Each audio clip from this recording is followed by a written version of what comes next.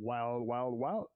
Good evening. Welcome to FoolTime, yet another Friday night at the workshop where I'm working on some figure diorama.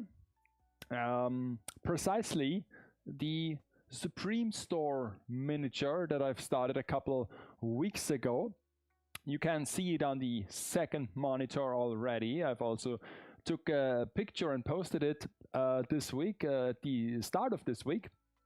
And yeah, since then I spent almost every day at the workshop because I wanted to flee the summer heat in the house and in the studio. So I put off my filming duties, despite having the studio already prepared for a review.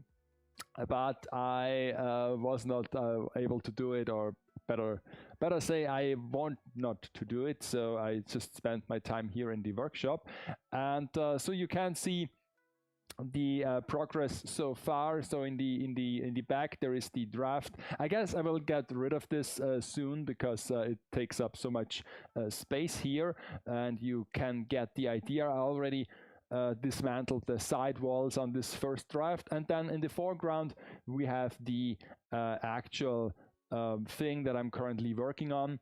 The top is new, like where the column ends, like this part here, and also the side walls are now taking form.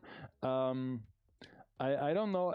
I guess I can like show you this on the actual picture. So this is the store that it should resemble, and yeah, we have now some side walls here to the side. It's a corner building, and they have the same like windows like the door. It's similar, at least the top part, and then instead of a door like an entrance, we have some windows over here. So yeah, this is what I want to build today. I've done already the two side walls. I've cut them out with the laser, and I attached them to the actual structure. By the way, this is all loose currently, so this is nothing is like glued together. So this is like just stacked together because I want to paint it later on, so it's easier for me to work on it. The figure is standing here. I guess I have to put her away sooner or later so that she doesn't get damaged. And here is the second side wall. The second side wall already has a bit of a structure to it, and yeah, so this is on the second side, goes over here like so. You can't really see it, but you know it's there. And the problem only is it's a bit like a shallow angle. I wanted to have this like a little steep, like 60 degrees perhaps, but 55 degrees is the most steep that I can set the bandsaw to. So you see that here this is cut to an angle 45 degrees, and so the side walls are a bit like outward. Would have been better if this would be like this. I think would be more accurate to the actual building, but yeah, I don't know. Maybe I can still like bend it in a bit, because there will be a gap here nonetheless, so I have to cover up this gap. So I don't know. The problem is, or the challenge is now, I have already done this one side. The structure of the wall is still missing. I can do this maybe today or not, maybe not today, maybe off stream, but the challenge is now to make this a second time for this wall. And then of course we have to do the window frame, like this part here, also a second time. So might be quite challenging to do this exactly the same time. It's not a challenge to do it once, like to improvise and say, okay, I will do this in this direction, and then I will make this cut, and then I will do this. But the challenging part is to do it repeatedly without any instructions or without any like blueprints. So yeah, I hope I can replicate this here. So yeah, it's also quite thick now. If you look at this, we have like 2 sheets of MDF. Then there is a gap. It's actually like 3 sheets of MDF thick. And then at the bottom here, I also added some styrofoam and some cardboard. So this is now almost like 2.5 centimeter thick. This is quite durable. It's heavy, it's hard, it's massive. And I still don't know what I will do with this afterwards, because I don't think that I can display this somewhere. So yeah, it's quite durable for something that might be end up in the landfill after the photo shoot. But sometimes I like to do like massive structures that have a little bit of weight to it. So yeah, I just noticed that this is like, okay, there's a gap, so I have to glue this at some point, but not today. Okay, so but first I want to unbox something, because today was again another figure shipment that arrived, and so I'm actually quite happy that this happened today. I will need a bit of space, and I will just set the camera to my desk here, and let's see what we can unbox, because this is a big box. It's big yummy box. It's the 120 size, and it has a hole. Something happened here. I can reach in pretty far, so hopefully the figure is not damaged, so I can almost stick my whole finger into this hole. But yeah, usually it's quite hard to damage an Ami box, so I don't know what happened here. But it's quite big. There are actually like 2 figures in here. This was my top pick from the month of June that I ordered, and then something that was like a backlog of pre-order stuff. So I don't want to cut too deep into those boxes because of the print that is inside of them.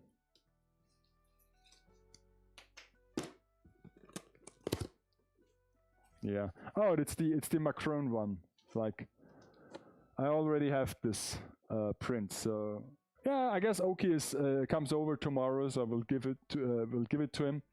But I already have this one. So yeah, it's usually those boxes arrive in a better condition, and I already paid like 12 bucks for just the undescribed handling of the shipment. So besides the taxes, that was like 52 bucks. I also paid already 12 bucks. Normally this should be less expensive, but this might be the first package that came to me that already included the new like installed global tax for all shipments from like you know from other countries, that was installed by the Austrian government. People in the US might relate to special customs and to special taxes, but this was installed to counter certain like cheap shipments. And so yeah, and apparently it's not just like €3 for each package or for each box. Apparently it's €3 per box, per not item but per item class. So you have your tariff number, your tariff number from the customs code. So if you order like a plastic toy, and then you order like a magazine, those are 2 different items in the eyes of the customs clerks. So you will pay like €6. So I don't know. Okay, so we have two figures in here. This is quite like I said, this is quite empty. So no wonder that this got a little bit damaged. Usually they also put like bubble wrap or something around the figure boxes, but they did not with this one. So first we have a Figma. Here it is. It's the UMP 45 from Girls Frontline, from the original Girls Frontline. And this is, I believe, a re-release of this character, of this figure. It's a pair of sisters, canonically in the game, and she is one of them. And yeah, I got this because I like tactical Figmas with weapons, and since Little Armory refuses to bring out any tactical figures, I know they did this like what was it called, the schoolgirl uniform stuff with their handguns, but those are like mildly tactical, and I want the like full tactical gear on those Figmas, so I have to resort to other third-party characters, so to say. So yeah, it's a Figma. I've never seen like such a recent Figma box. It's actually quite small. From what I like, my last Figma box was still like the larger Figma box, but this is actually quite. This is actually quite small. There is a sunburn seal on it that says "scratch off for verification." I don't know. Maybe it's like the QR code. Oh, okay. So, so there is a like, what is it called? A number behind it. Maybe I will just let this for the review purposes. So yeah, neat little package, neat little figure. Hopefully I will be able to review her or to unbox her at some point. And then we have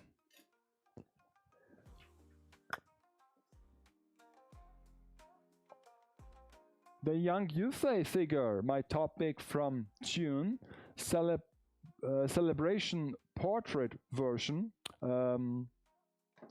This is a Good Smile figure, and I mean, let me check the box, because believe it or not, this is a relatively recent figure. It turned like without a turntable. Look how I can spin this box. This is a pre-owned Ami Ami figure. It's my first time buying pre-owned at Ami Ami, and she was okay. There is a little like damage to the box, quite minor. And it's an interesting box. It's one of those like hinged boxes with the exposed cardboard showing. So I guess the seal is still installed. It has this lovely little like triangle here, flap with this, I guess, Chinese knots.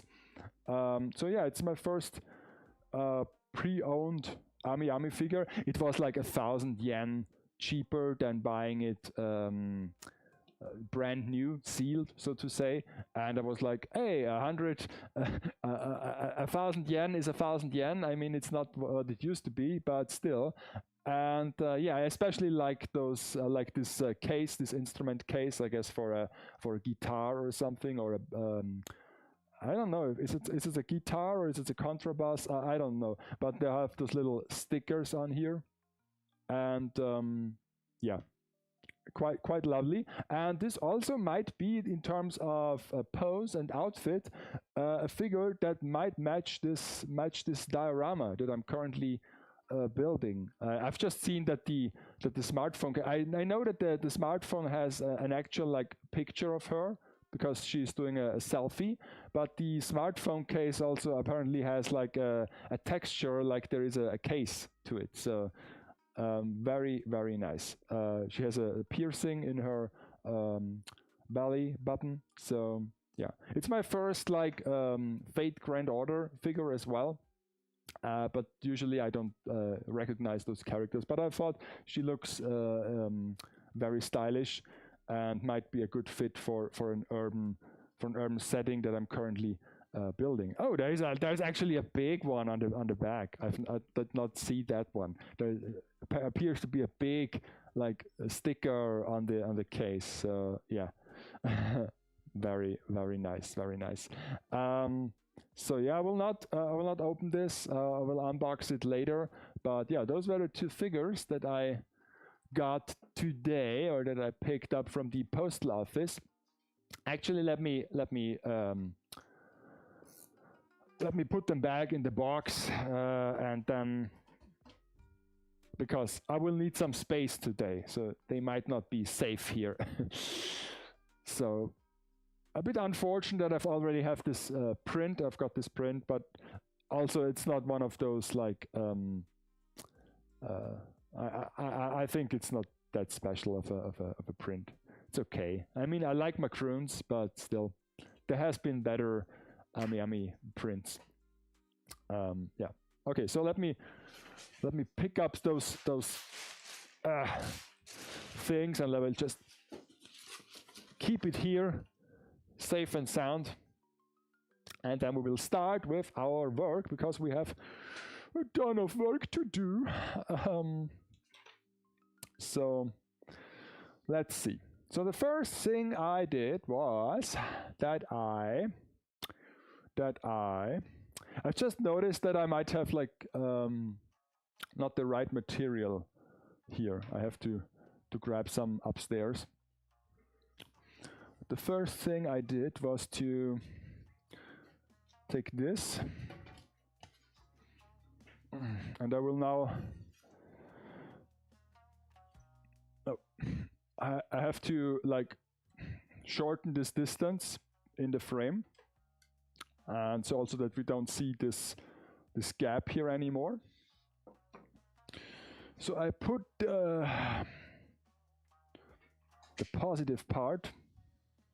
This is what the laser cut it out. You see? It matches. So I can use this as a template. And I hope I can, two of them. Oh, shit. Only one of them is possible. Oh, no. Oh, no, I know. Oh, no. Oh, well.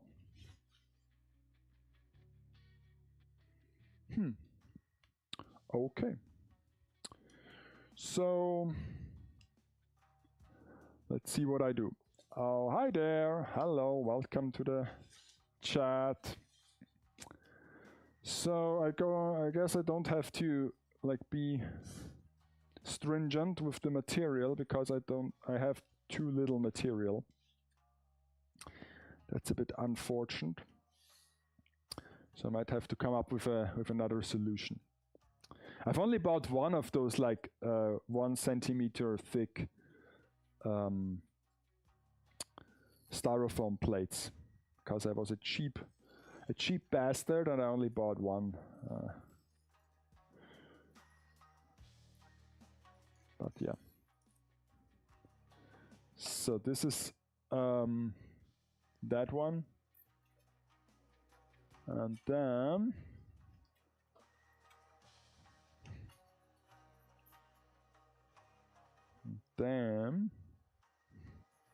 okay, yeah, this is okay.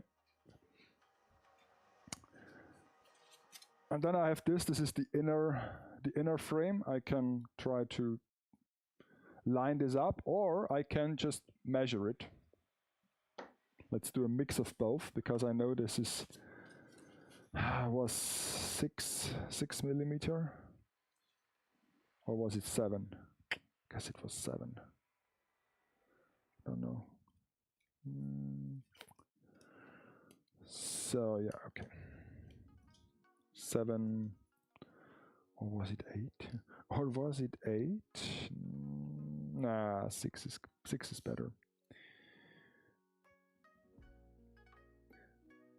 Yo, welcome, hello. Hello.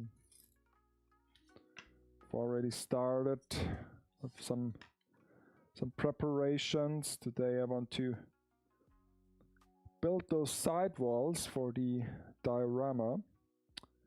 so that the main structure is completed soon, so that I can go on and do the details for the build. So how are you? Had you managed to get through the week with little to no complications? Today we actually had a little thunderstorm with a bit of rain, so you know, that was something at least.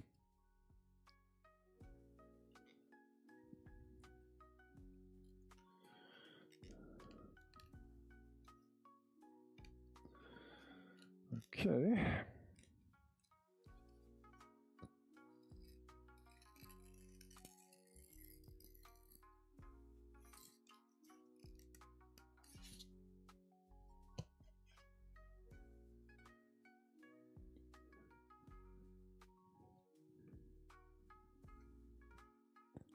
At the university university. Was this like some giving blood again, or is it like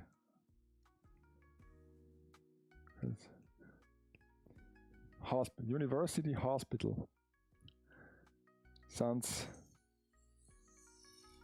sound fun. Uniclinic.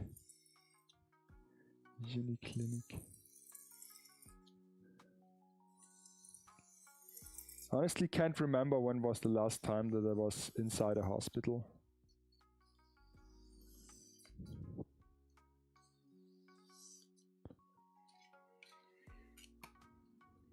Guess when I visited someone once. It's not that long ago, but still.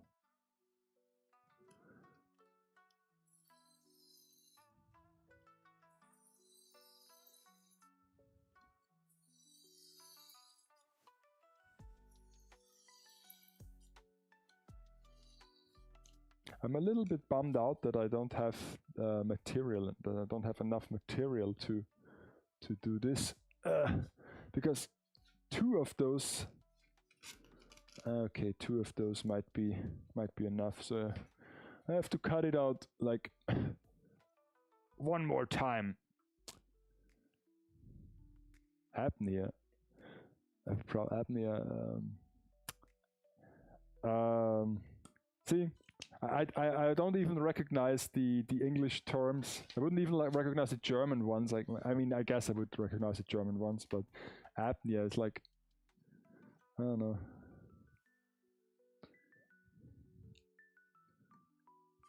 I don't know what this is.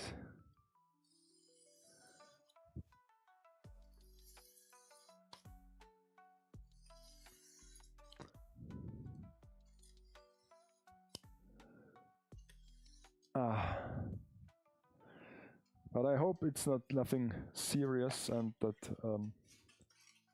it could have been resolved at the hospital.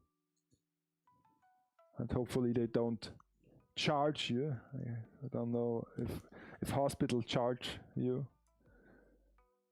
You always hear this about like America, that it costs so much to go to the doctor or to the hospital. But then every time when like friends or family go to the hospital, they have to pay as well. So I don't know what are the rules.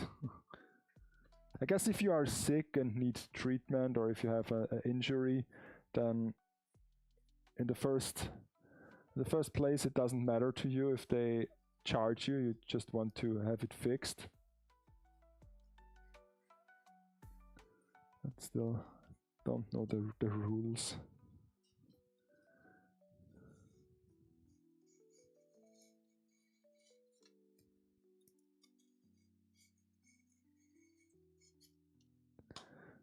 Cutting those like arches is a bit annoying, gotta say. I try to be as precise as possible because I don't want to cut it with a laser, because those are, I guess, like styrofoam. Technically, it would work, I think, but I guess this is one of those materials that you shouldn't cut with a laser because of the toxic fumes that will result. I mean, it's like if you burn plastic. If you set this on fire, it would be almost the same effect. And also it would smell pretty bad. I mean, if you cut wood or those like MDF or cardboard things, it smells like bacon.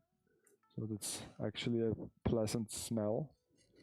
But if you burn plastic, not so much. Okay.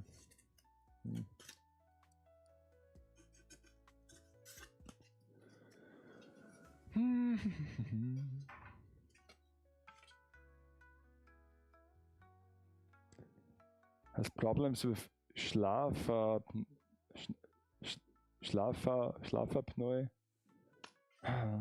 He can't sleep. What is like Schnarchen is like makes noise when he sleeps.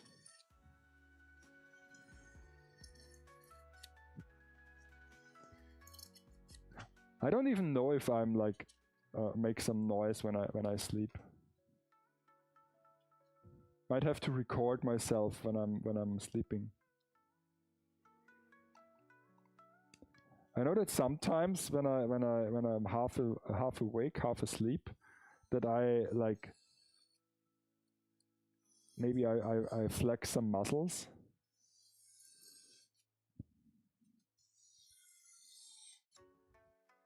And like I would like react to something that I dreamt. But I don't know if I make any noises.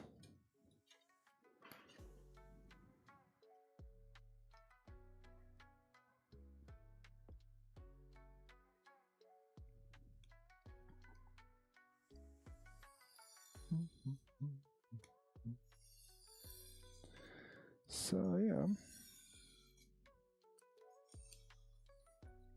But I've seen your picture with the Nandos, the diorama and the Chinese statue. Very sweet, very sweet. Came out pretty well. Would not have thought that the statue is like printed or something. Gotta ask, what are you doing with those dioramas when you finish shooting them? Because now I've seen quite a few of them in a relatively short span of time. So I'm asking you, what are you doing with them once everything is finished?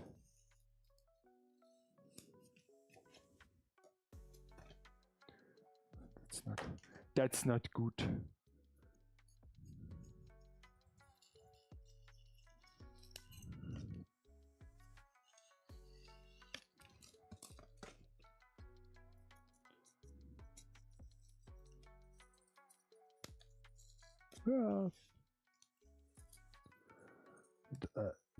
A little bit impatient today.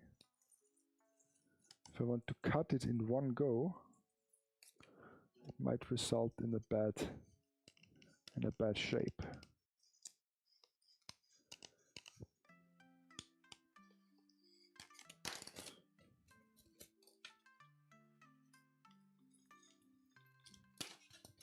It's still not through and through.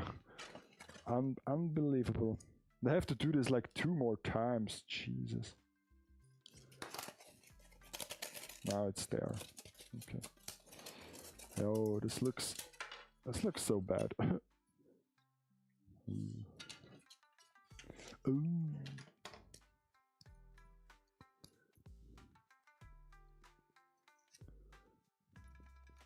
thought if there is a better way to do this, but I wasn't able to come up with one, so I guess I just used the styrofoam and cut it by hand.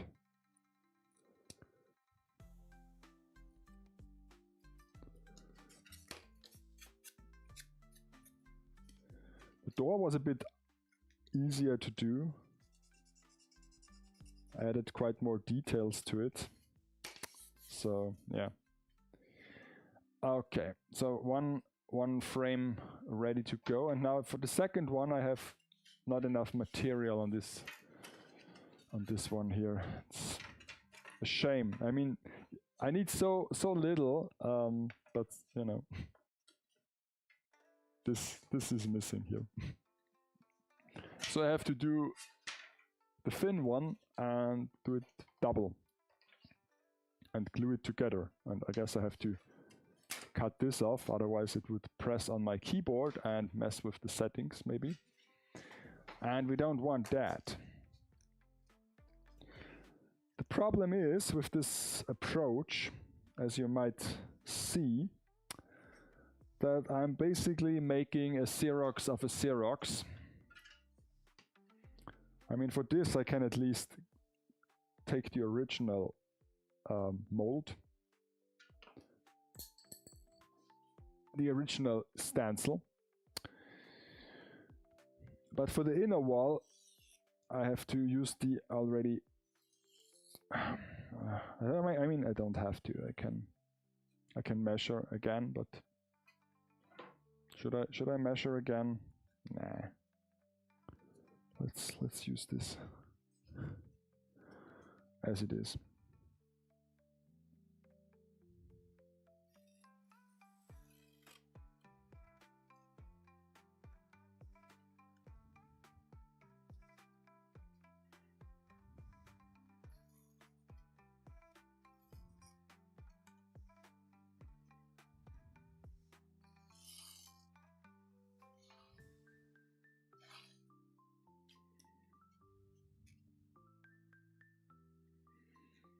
Yesterday was a bit like cursed down here in the workshop.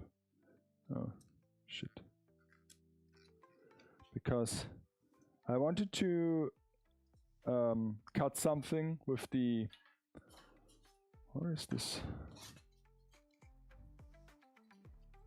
I wanted to cut something with the laser, and it did not connect to the Wi-Fi like it often does. Currently the Wi-Fi appears in a little bit of a weak state. Might depend on the weather actually, I don't know, but sometimes I have the feeling, because I also can see some of my temperature probes around the house start to act up. And so it failed to connect to the Wi-Fi like it sometimes does. And then I was like, okay, I have to use the software where it connects to the USB port. So I was like, okay, let's do this with the software. I don't work with the software so often, and I don't like the software, but okay, it's okay. So I was connecting it to the software, I was setting everything up, and somehow I don't know how to work with the software. So I found out that I guess I have to calibrate it per hand each time. So I did this and tried to remember how to work it, and I set everything up, and then I've set it to 4 pass-throughs, and it did not cut through at all. Worked with like 5% of the power, don't know why. And after that I wanted to try to cut some acrylic sheets for the door. And it did not work at all. It flashed a red light once it should like start the cutting process. And on the software, I don't know, but I can't not find any like error message. And so I was okay, I have to try to bring this back online, because I know with the online application, it at least gives you an error code. Because I had this at the beginning when I started with this tool, it constantly gave me an error that something was not set up correct. And so I was like, maybe it will show me an error again. So I finally managed to bring it back online. And the error was simply that either when I cleaned it the last day, because I gave it a little bit of a cleaning, or when I just put the sheet of acrylic inside, I switched the little flip inside the machine. There is like 2 toggle switches inside where you can basically set the machine to rotary mode. There is like a little thingy, a little gimmick that comes with the machine where you can put some cups in here or some glasses that rotates the glass, and you can engrave the glasses. And so those toggle switches were switched to the rotary position, and so of course it did not cut, so it simply does not work. So yeah, this was the whole thing, and I lost like half an hour until I could figure this out. That's always frustrating if you want to do something and then you have to troubleshoot first.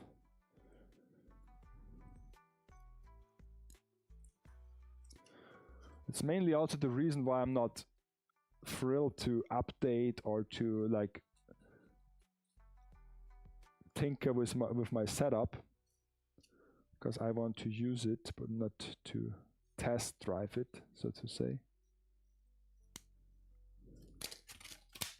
Okay, so there is one. I have to do the inner one as well. And so yeah, that's that with the laser tool.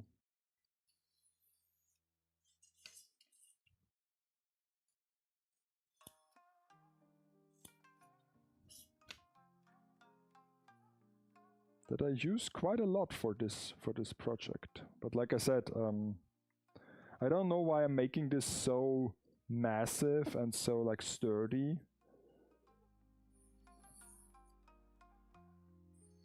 Because I don't think I will just display this afterwards. Maybe I can like bring it to my office and display it there, but it would not have any relevance. But I guess Nida had the the castle like diorama that I made, and it just sits there and is like a. I'm not even seeing it at the time because it's in another like location, but you know, it just sits there and collects dust, and you know, other coworkers are too lazy to throw it out, so it just sits there and might be a conversation starter. So why do you even have this? What is it? Because it looks like something that would exist in real life, like it's a model of an actual castle, like the Disney castle or something. When in reality it's just a crude interpretation of the Endrol castle. Endrol. Never seen this anime, to be honest. Most of my dioramas are designed to be taken apart and stored flat so I can reuse them to future projects. I would be ashamed to throw them away after putting so much time and effort in. Right now we keep some of them in our basement and the rest stored in my mom's basement. We're going to a Chinese garden and I can't wait to take. Oh, Chinese garden. That sounds lovely.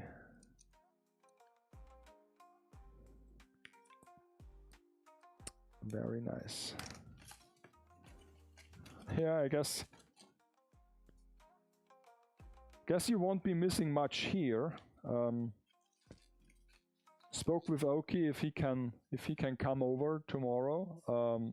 I guess he can, but he was like sick, and so he did not manage to get my kit to build.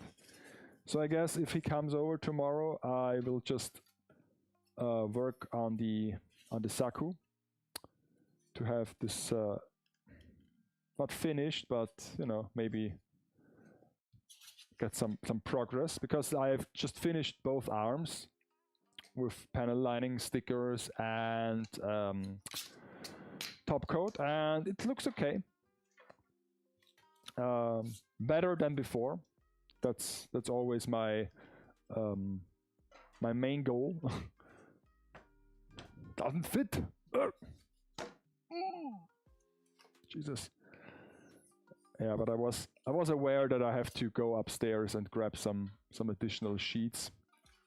I was not aware that I have too little of the thick one, so I have to go upstairs because this is even thinner. So I have to bring all the styrofoam from upstairs down here. I want to store it like upstairs because of the humidity, but you know, now I need it and I have to go upstairs. So yeah, I will take a short break and be back in a hot minute. Okay, bye bye.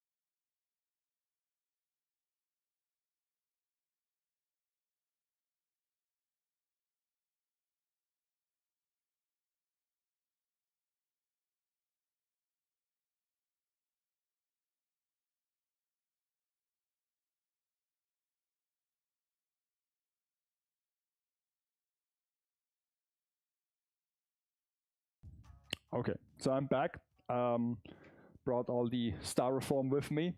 Uh, apparently this is like thicker than this, like by not even a millimeter. Strange that there are so many steps between those sheets, but you know, I guess I have enough now for what is with this? Is it like that one? Okay, so I can use it for this as well. So you store your diorama. Huh? Well, there were a few of mine where I did the same approach. Like the Rabbit House Cafe, the interior of the Rabbit House Cafe was one where I stored them flat, because basically, I mean, it would be like a stretch to say that I designed it that way. It's just like the nature of those dollhouse sets that you can basically, it's just walls. You can basically lie them flat. But yeah, when I moved, I get rid of it and some of the other sets as well, because I know that I will most of the time will never reuse it for another figure. Maybe if I had some more generic stuff, sometimes that I reused a few assets. I've built some tatami mats or some like those Chinese or Japanese wood doors with the paper. Some of those I reused for a couple shots in the background. But all the major sets were just like unique things that I built for a single purpose. And so yeah, did not reuse it.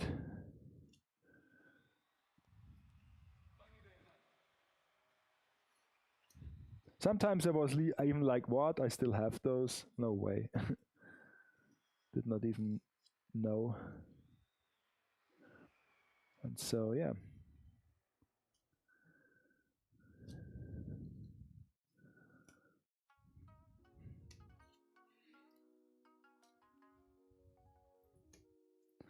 Because for me, it's just simply the joy of making something.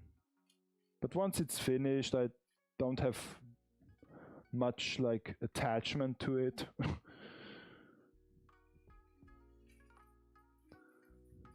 In some way, you could argue it's the same with like building sets, that you just put them in a showcase, but actually you will never like think about it again that much.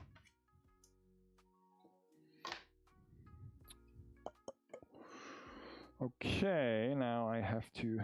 Where is the thingy? Where is the thingy? Did it fall? It fall on the ground. Let me just. I will use. That's the nasty one. No. I will not. I will not use that. That's the nasty one. Even that one is better. Let me just align it. Try to align it at least. So slippery.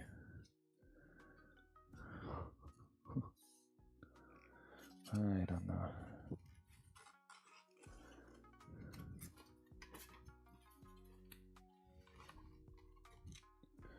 This is a far cry from exact, but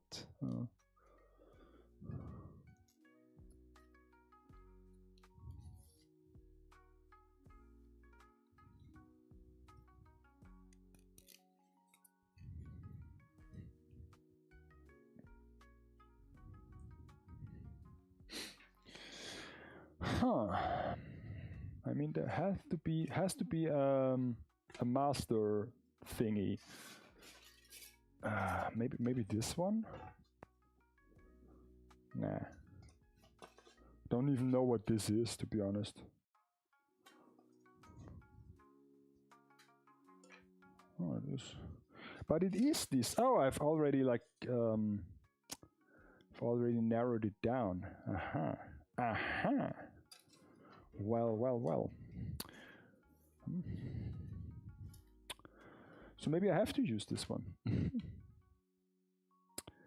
I will just measure it like I did before. So it's a bit more exact. Ooh. Hard cut. A hard cut. Well, yeah, I'm actually looking forward for tomorrow. For some building and some barbecue later on in the day.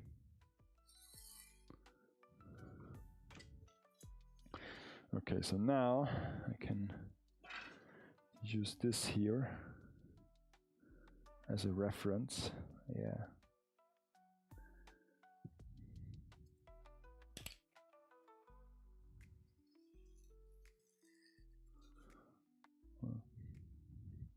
It's okay. Let me just sit down.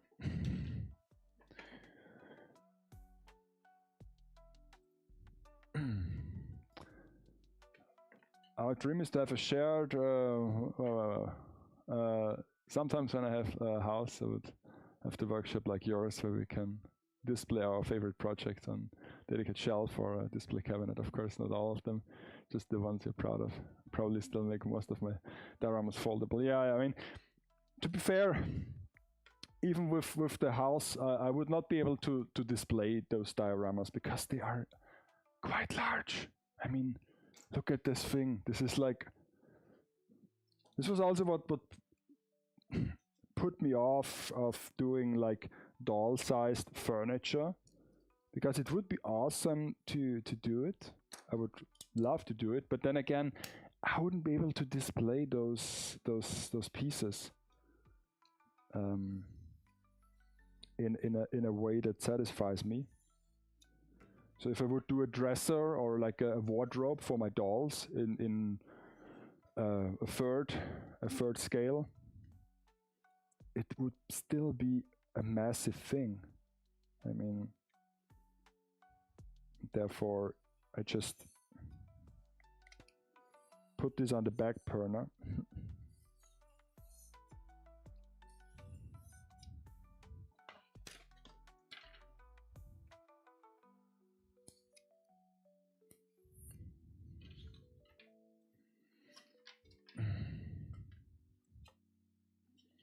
Yeah, but a workshop is a nice thing to have. It's very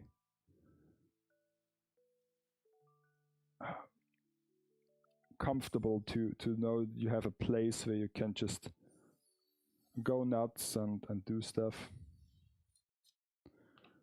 I mean, like I'm like a person that likes everything like tidy and clean. So I'm even that crazy that I will just clean it up after each session, and basically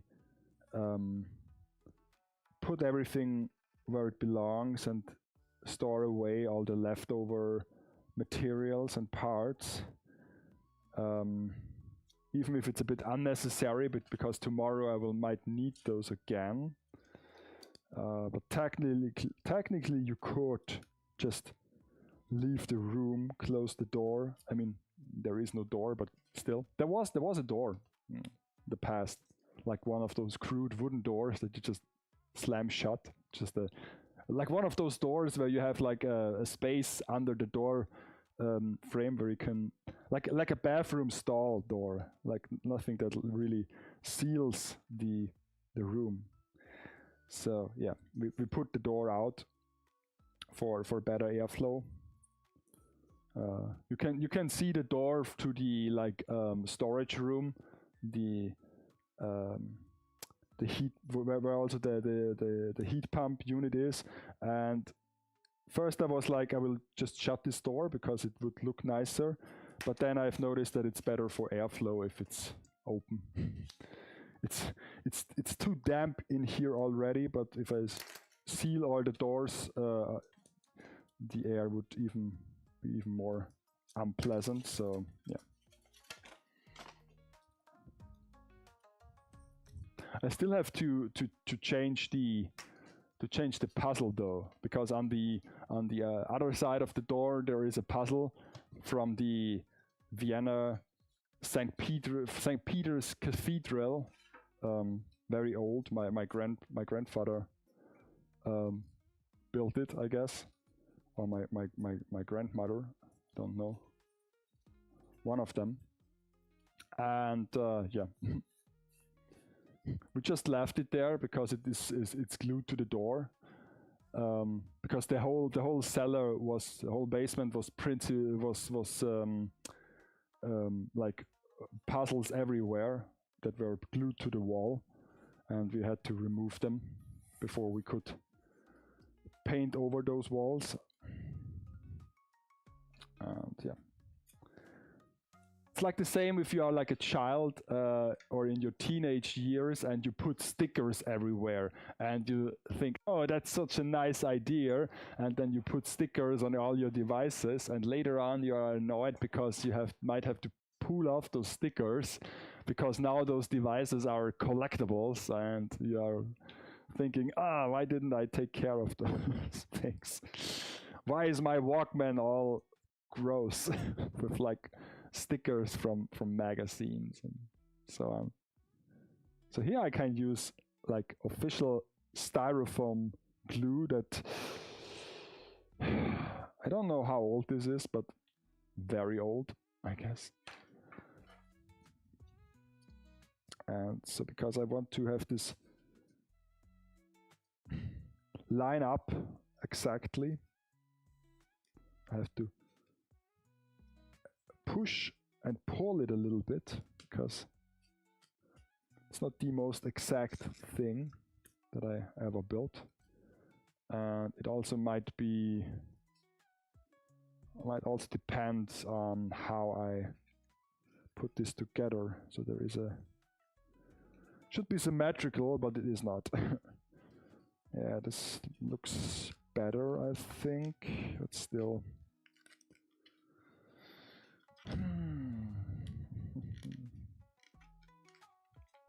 Inner side is of course more important than the outside, but basically both of them are important, so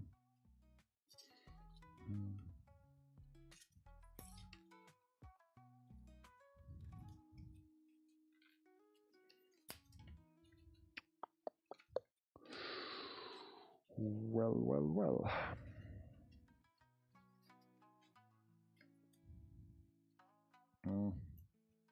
Yeah. Not the best fit. That's the thing you receive when you do it manually by hand. But using the styrofoam cutter, like the hot wire, would also be pretty uneven, because the wire like bends, even if you work with a stencil. But yeah.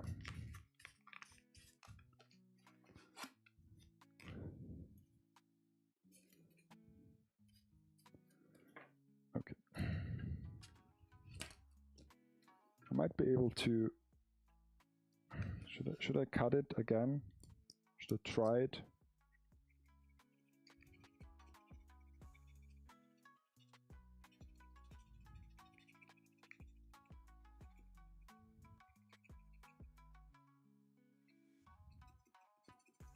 Can't make it any worse, I think.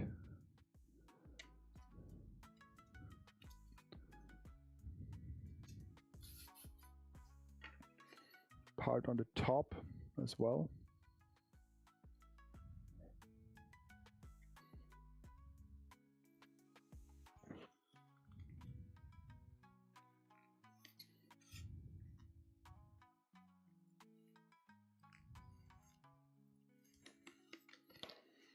Okay, so good enough, I hope. So now let's put this inside here.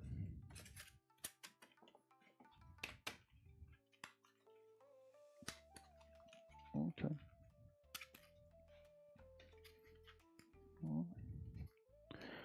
Okay, so that's the easy part. To be honest, that's the easy part. So I guess the next step that I did,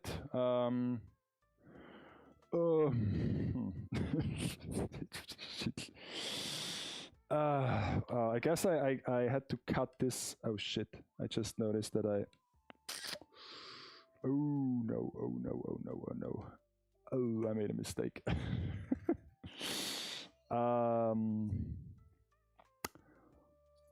Well, because I want to cut this in half, and now I have to use something else for guidance. Where is my guidance counselor? Oh, I can use this, okay, because now we have like 3 parts instead of 2, so I have to like cut this in half.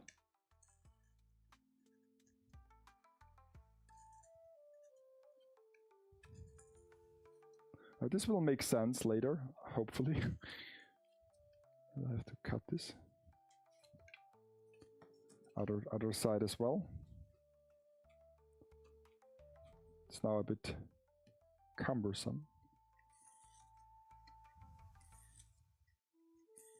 Okay. Then we cut it here. All the way through. I guess I can do this all the way through.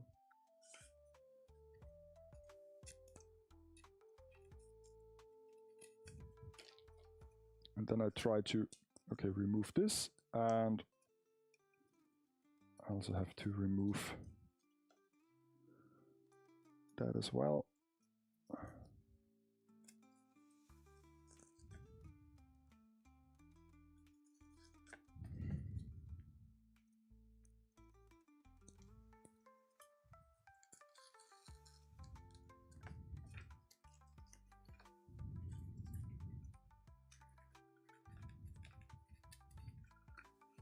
It was easier when this was just 2 parts. Okay. So this one here is, I guess it's correct now.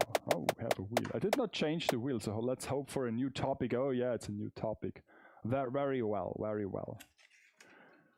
Well done, well done. We have a new talking point topic. And it's energy. So what's up with the energy? Is it about radio energy?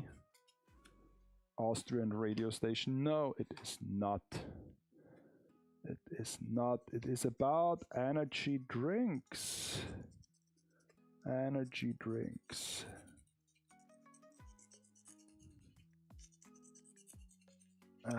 Because I would call myself a connoisseur of energy drinks. For that, unfortunately, I'm born or living in the wrong country. Yeah, the Monster Energy. Because here in Austria we have a very narrow selection of energy drinks, to be frank. Because there is the big Red Bull that keeps away all the competition. At least this is what I assume that happens. Yeah. So each time I go to Germany, there are so many more energy drinks. Haven't been there for a while, but you know, at least aware.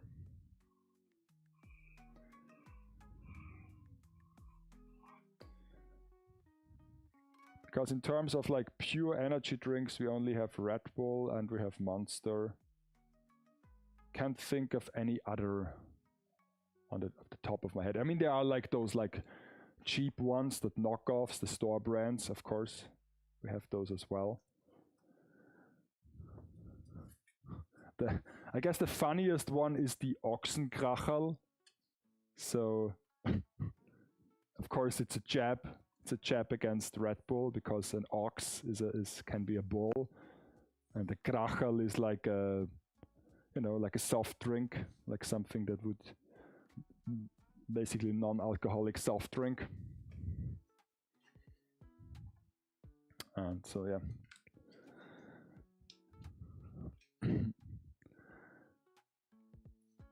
Really good Polish Tiger energy drinks. Love the bubblegum flavor ones.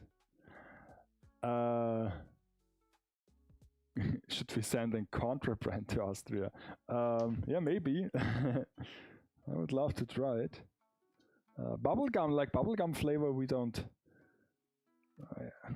Can't. You know, there is no bubblegum flavored energy drink here. I think.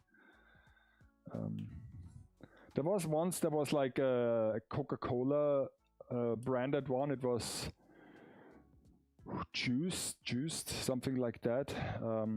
That had like it was in a plastic bottle, and it tasted really good, tasted really tropical. But at some point they discontinued it.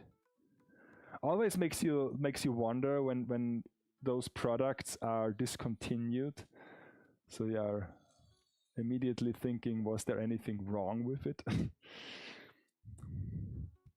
Okay, now I have to cut this in a 45-degree angle. I struggled with this like with the first time, so I will struggle again. Let me see if I can do this better with a long knife and just with some guidance. Let me. Can I do this like?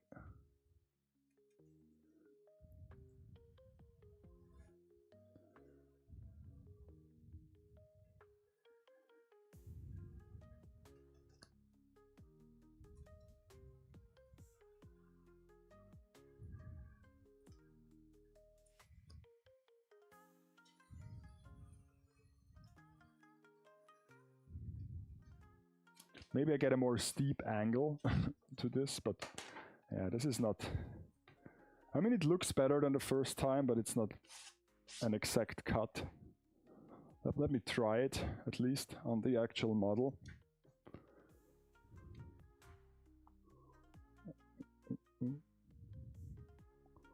Okay, okay. I can live with that. I can live with that. It's okay. So now we have to recut this window. It's another layer on here. Layers on top of layers. Like this one Star Wars character. Princess Photoshop layer.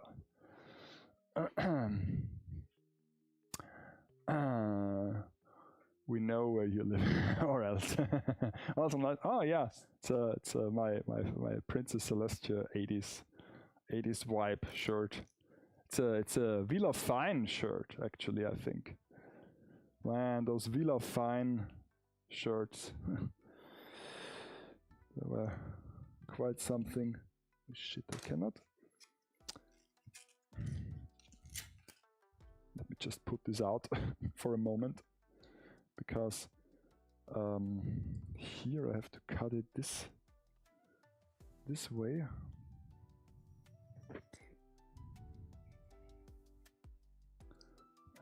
At least I think.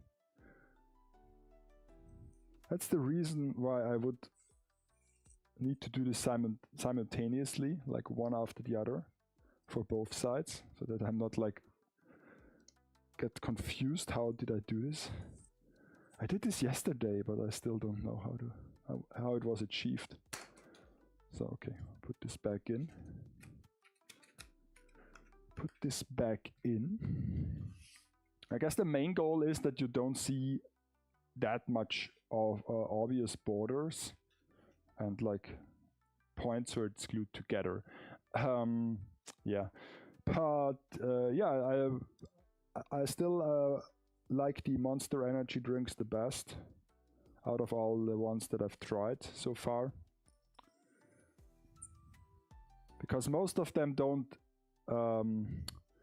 taste like a typical energy drink, like this kind of aggressive bite that some of them have, like the citrus flavored. I would tell, because if you're like classic Red Bull is like the gold standard when it comes to energy drinks, but I think it is too aggressive. I mean, I would never scoop so low and say that it like tastes or even smells like cat piss, what some people might say, because they, you know, they can't stand the idea of drinking or smelling an energy drink. Mostly older folks, but you know, also some of the younger folks. What I found out is that if you have a can of Red Bull, like a standard one, it's 250 milliliter, and you mix it up with half soda water, like carbonated soda water. It actually tastes really refreshing. I did this like a couple times in nightclubs,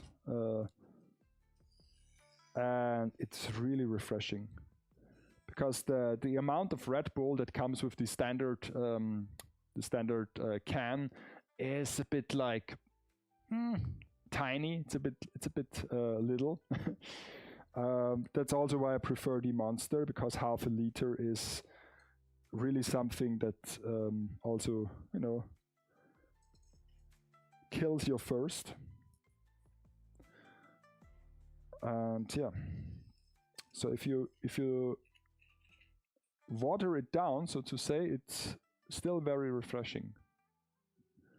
A sip of Red Bull instead of a 5mm blast of Monster. Yeah, I like Monster Energy too. I was really surprised how much I enjoyed the Tiger Energy chewing gum by Red Bull. The other isn't for us. Yeah, I mean Red Bull is still like, same with Coke, like Coca-Cola, original Coca-Cola, in my opinion, is still like the go-to if you want to mix it with alcohol. can't really do this with off-brand stuff. It's like the same like with Coke. You can't use a freeway Coke from the Lidl for like cola rum, but you know, it's the same with Red Bull. But other than that, I know if someone hands it to me, because like let's be honest, Red Bull is like cigarettes in the places where I work. It's just like alternative currency. If you want to make someone really happy, you just give them a Red Bull, because that's like the sweet spot. You don't know if the person enjoys like chocolate or like sweets, because most or some serious adults at least pretend that they don't like or eat sweets. And but with Red Bull you can't make anything wrong. And even if he don't drinks it, if he doesn't enjoy it, he can at least like give it to someone else. Like I said, it's like currency, like if it's still closed, of course. So yeah.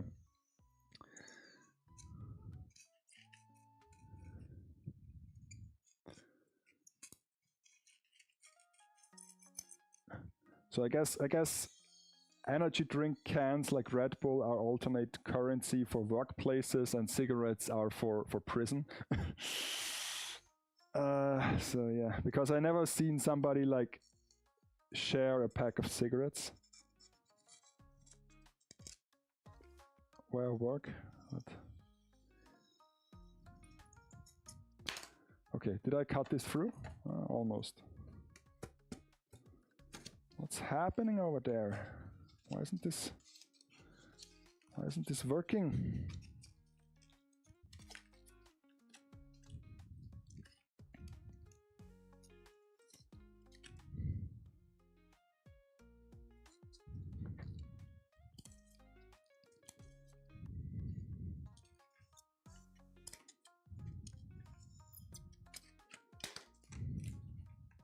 Sometimes I'll also like pretend to enjoy those more medicine like energy drinks that come from the Far East, like your Lipo Vitamin D or something like this. But yeah, it's a bit questionable to be honest. Oh. Okay. Well, it's not the most beautiful thing, but I guess it suffices. So now I have to measure again, because I cut out like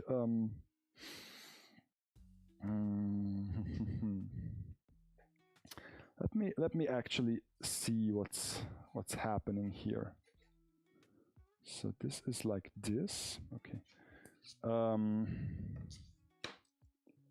It goes like there. Okay. Okay.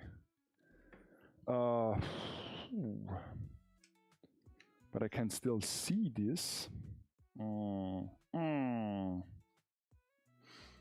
Okay, I have to use like all my brain cells now. Let's see. From here to here we have 11. Okay, so that's 11, and from here to here we have 14. So those are 3 centimeter. That's the difference. 3 centimeter. Okay. So if I mark 3 centimeter here,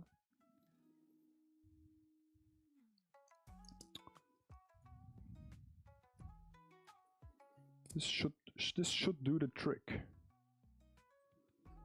This should do the trick.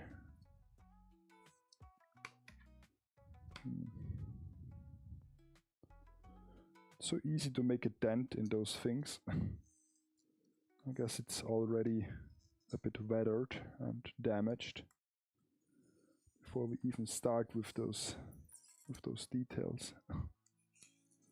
Okay, so now I was clever enough to not put any glue in this section, so it should come loose. Okay, very well. But this is too much. I've cut off too much, so I will just. Can I reinstall this? I actually, oh, that's not bad. I can I can use this. Ah. Ah. So I do. I keep you motivated. Ah. I mean, I guess it's like infectious. If I see something like from other people that I follow, I'm always like, man, I should do more. I should do more on myself. Okay, so like this, and then how did I?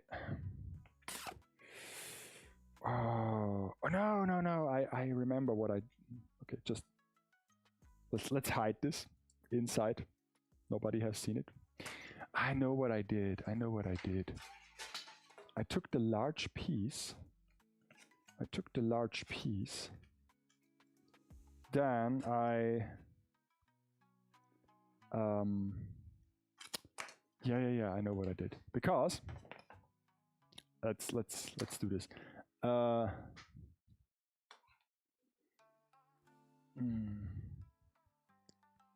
Where's the chat going? Okay. I have printed out this tool where you can use a normal like blade to cut in a 45-degree angle. And originally I wanted to cut like my sturdy cardboard with it, but the problem is that this does not work. Because if you use it like this will just bend away and you won't receive a nice and even cut. But on styrofoam, what it's actually like supposed to cut according to the description, it works just fine. So if I let me see if I can put the camera a bit like in there.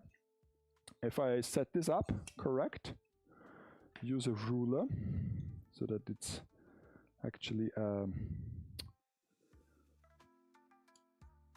straight cut.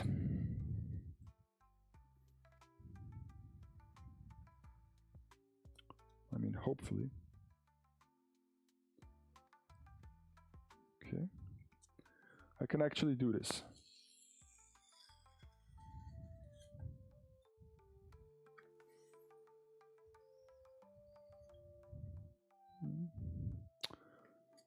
Not perfect, not perfect.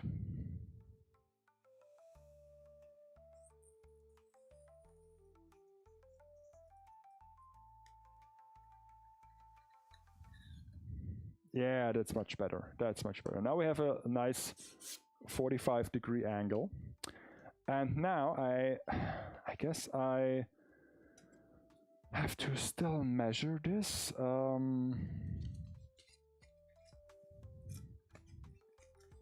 Was it like this? Nah. Should I cut this out as it is? Yeah, let's do this. Let's get rid of this. This looks terrible as it is. So let's just get rid of it completely. Okay, so I can install this. Okay. Yeah. That's okay.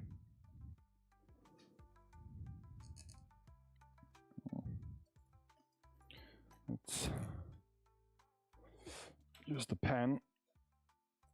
Make a... Can't see it. Okay. That's the length of it.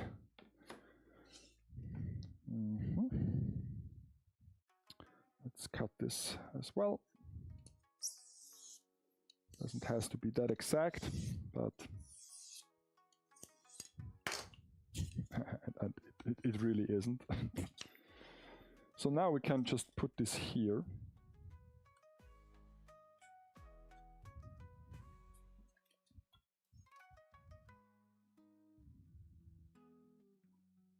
Because there is like an interesting area underneath the windows that I want to replicate. with this sort of structure. Okay, and then we have a block. Then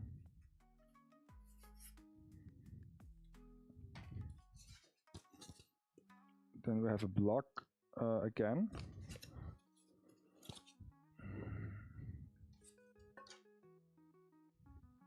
That goes on top with like, I can actually measure this. 2.5. 2.5 goes on top.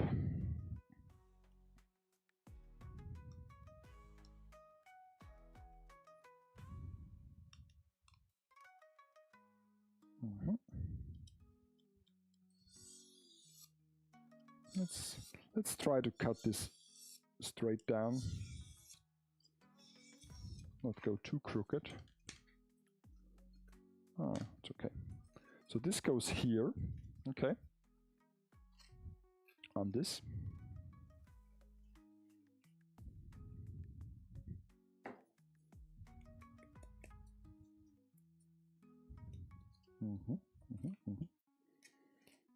Okay.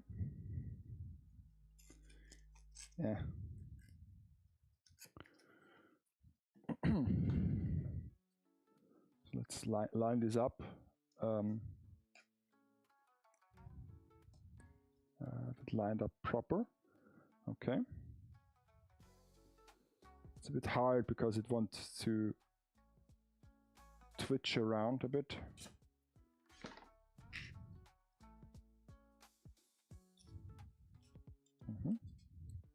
It's okay that there is a small gap because I will use this gap.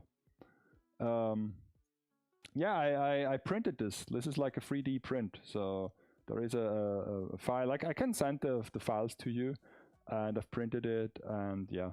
But it's only for styrofoam, because if you cut like cardboard, let me show this to you. You can do this, but it will, like, you see, it just. Let me show it. Like you set it here, and then it's more like wood chipping away, so it's not usable. Maybe if you find one that is that can hold a larger blade, like one of those bend doesn't. It still would bend. So okay, so now I do this again for the upper part, because there is a small gap here. Let's do this again. And then I have to divide this. Oh shit. Again. Like.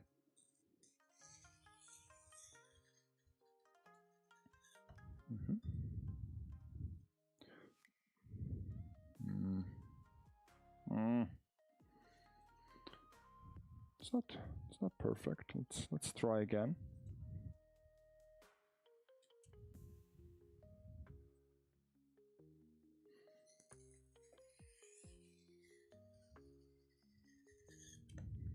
Okay, that's much better. So again, we need 2.5.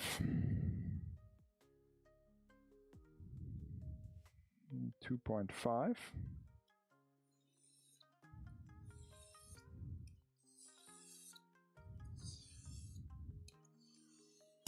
Well, at least I'm using those like inner parts as well.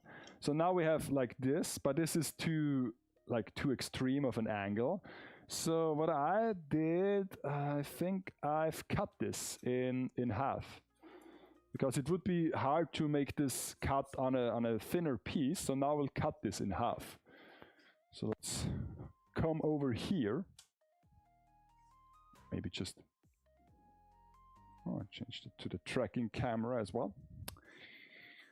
And I can, okay, I have to plug it in as well. And then let's just go through it.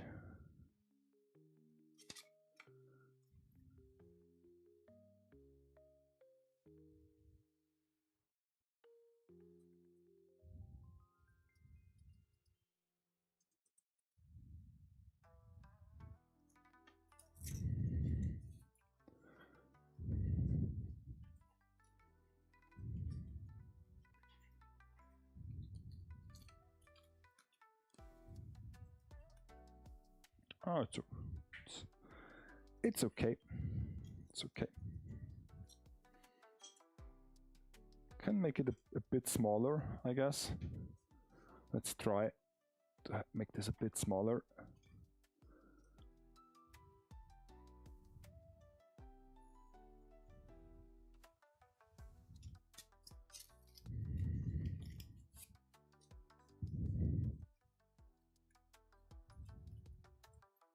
And now it's too small. Oh well.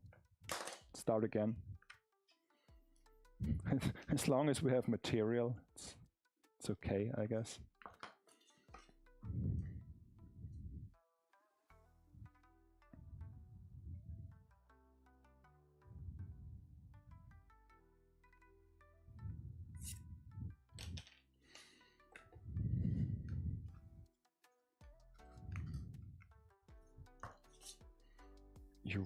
You will not believe this. You won't believe it.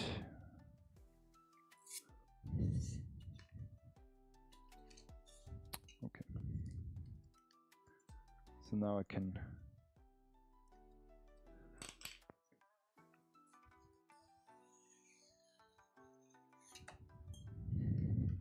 okay.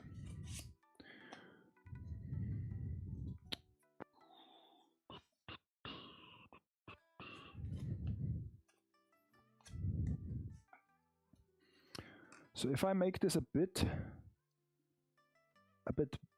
broader, I can cut it and still retain the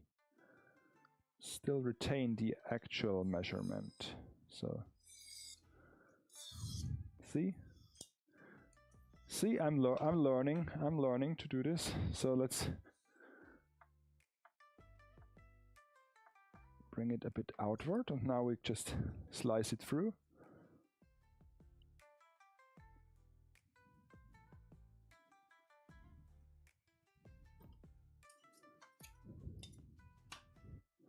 Now we have the perfect piece. Yes, this looks good. I'm satisfied. Two times the charm. Is the material you're using today some foam or drywall? No, this is I mean it's a styrofoam, but it's a pretty like high-end styrofoam. So this is actually like sold for people who want to do model building in the art store. You can buy this in like sheets, you know, like those are like normal sheets.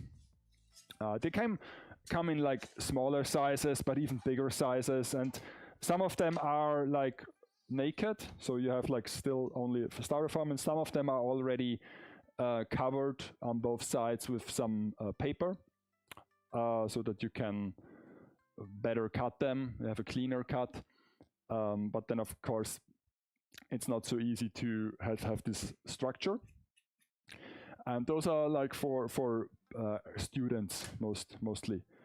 Just art students or architecture students who build like model buildings. That's the intentional purpose for those sheets. So I just put this here. Okay. Well. And that's the last layer. I mean, I have to do a paper one as well, but for the styrofoam, it's the last one. So we have a thing, and now we have to cover up this section here. Yeah, but it's not drywall. Drywall would be. I have a piece of drywall here from the house, but drywall is like, it's pretty extreme for diorama building. It also will be like a mess to work with, because if you break it, there is still drywall inside. So it's a gyps carton. And yeah, I mean, but this is like, you can cut this with a knife, no problem, and it doesn't create a mess. Because if you use like styrofoam that comes inside of packaging material, then to cut it with a knife is always a bit tricky. If you have a hot wire it's doable. But then again, the base structure wouldn't look as nice. You could use this for drafts or for like inside where it does not is not be seen, but for actual like dioramas, I would not use this. What I will use is this is like a piece of cardboard that comes like as a separator in some of those like books that we use at work, where you have like the paper that presses through the other pages, and you stick it in to keep that from happening. And this is actually an interesting piece of cardboard because it's very flexible. You can bend this without any stress marks on it, because if I want to bend like this, for example, yeah, you can bend it, but then it looks like this. You can't like, and it also will separate, into different layers. So pure garbage for that. But this, you could stick this inside the arch, and it will just remain there. So very satisfying to work with. And it's also on one side, it's a bit of like gray, like a warm gray that you could easily paint over, and on this side it's actually quite nice. It also feels like some painted material. So yeah. So what I want to do now, I want to cut a piece that goes in here. So let's see, this is like here, and then here. Let's make it a bit bigger because I want an arc. Okay.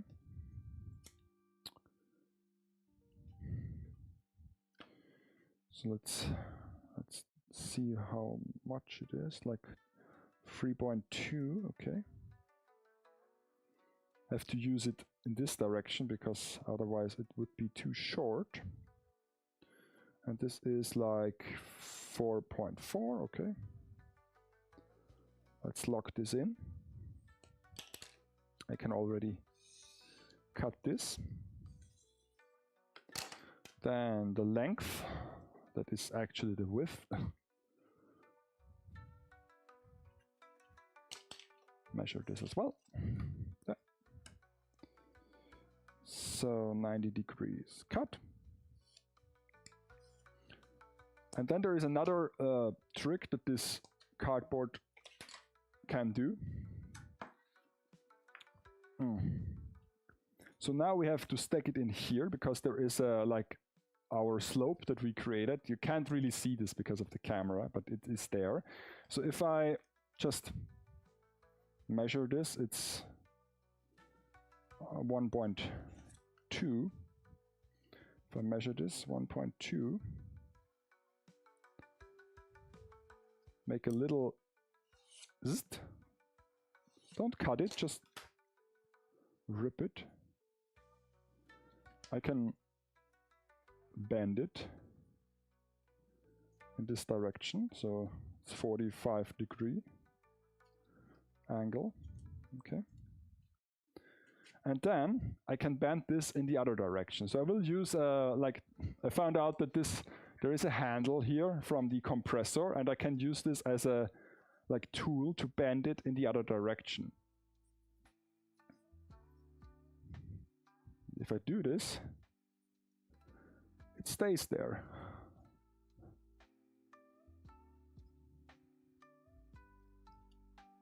So now it's like a slope.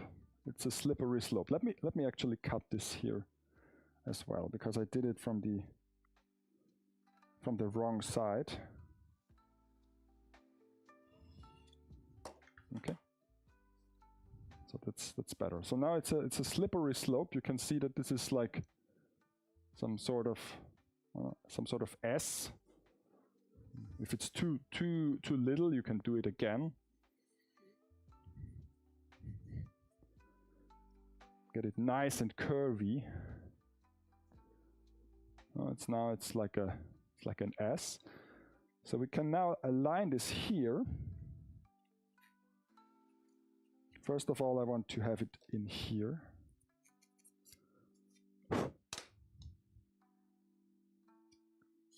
So I will use glue on this spot. Where is a screwdriver? Nice and curvy. So get it in here, and then I just want to align it with the outer wall, so that it has a little bit of a curve. To glue it there is a bit tricky, so I suppose.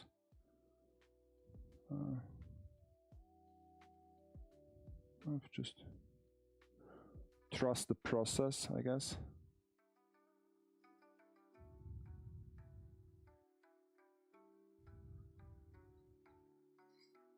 Okay.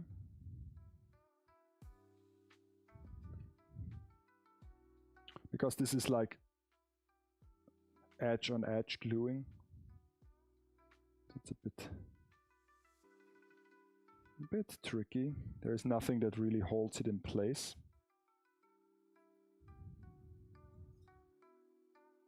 So we have to hope that at some point it will just stick.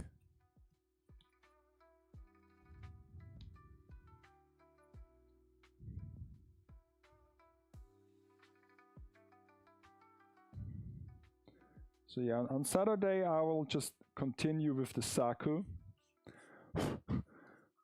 I mean, I'm happy how it managed to finish the arms. What I'm not so happy is that for some reason on the second arm and even on the first one, the panel ink apparently like managed to decompose my model kit. So chunks of it just fell off for no reason. It was like falling apart at some points. I heard of this from Oki, that sometimes if you have a weapon and you do this, then if it's under stress, then it could break. But of course I was like ignorant and said, nah, that's bullshit. How can this happen to a solid plastic thing? And also I don't think that it was under stress. So I will have to monitor this if this keeps happening on the other parts as well. Okay, so now you can't see, oh, you can actually see this. We have a little bit of a curve. There is a curve. Also the same thing that happens on here. Well, this looks almost the same. And I don't know if you can see this on the actual picture. If I show this to you, it would be easier to show this on screen, but we would do it old school as old school. Let's zoom in even further. Get this with autofocus. So this part here, you see, this is like straight up wall with the Mercedes, and then it bends inwards a bit, and then we have this section here, and then we have the slope, and then the actual like window frame starts. So there is this section here that like slopes inward and has this like almost looks like a dam of some sort, like a river dam. Okay, so yeah, and on this side there will be the final structure are those like bricks. I've already made the file to print this, to cut it out, and I don't know, should I do this today? Maybe once we are finished with the second part, I can try to have it cut how it works. But now I want to add a final thing. Even though I might not see it in the finished thing because there is a layer on top. Now we have to get rid of those like inside things that don't look so nice. So again, cardboard, stick it in here, And yeah, this is like a bit on the short side, but I can still work with it. It should be like, oh shit. I still keep messing this up. 2.5. It's a bit less. 2.4, I guess. Yeah, 2.4, even lesser than that. So yeah. I have a master grade one version. I'll remove the parts spruce from the foil if you want. But I removed the part spruce from the foil, okay? It's almost 25 design. It looks awesome. Ram slope. Yeah, it's a ram slope. It's a... Huh. Could it be?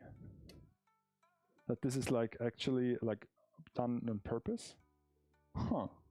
I mean, it's New York City. It would not surprise me. But then again, those buildings look old, so... Yeah, no, I don't know. At the moment, I'm quite good when it comes to model kits.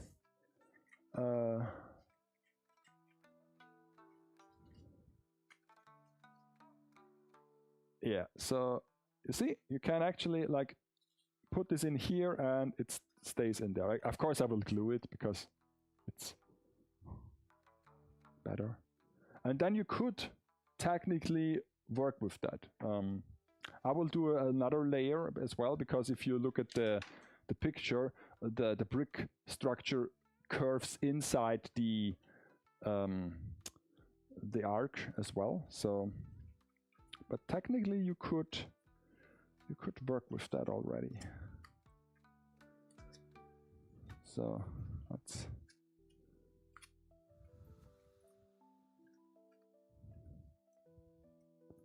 But with this technique, you don't see the many layers that form this wall.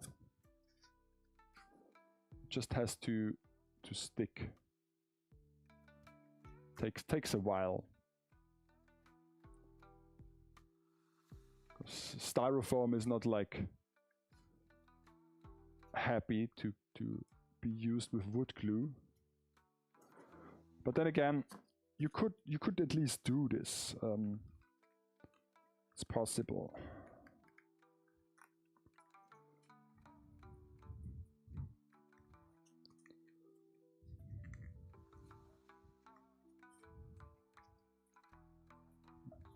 Usually it helps if you just let it rest a bit and then press it on again and again and again and again. And now this part here as well. Is this still the whole thing? Oh. Sadly, yes. It's a bit on the short side, so... Is this larger? Nah. Nah, fam, nah. Yeah, I guess I can work with that. 2.4. Design, anti-homeless. Oh, okay, yeah. Sure. That's also possible. So that you can't sleep in your skater shop. Totally possible. So let's do this a second.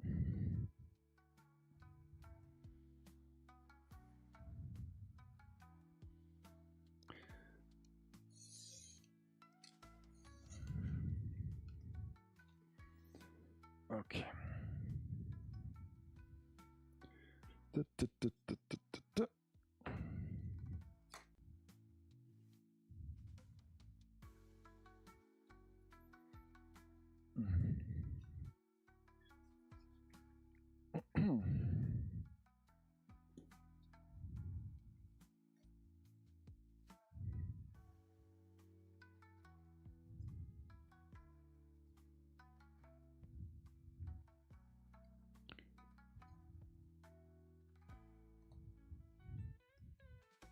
Okay. Other side as well. And then we have to do some decorative elements here already that are a mix of styrofoam and cardboard. Yeah, so.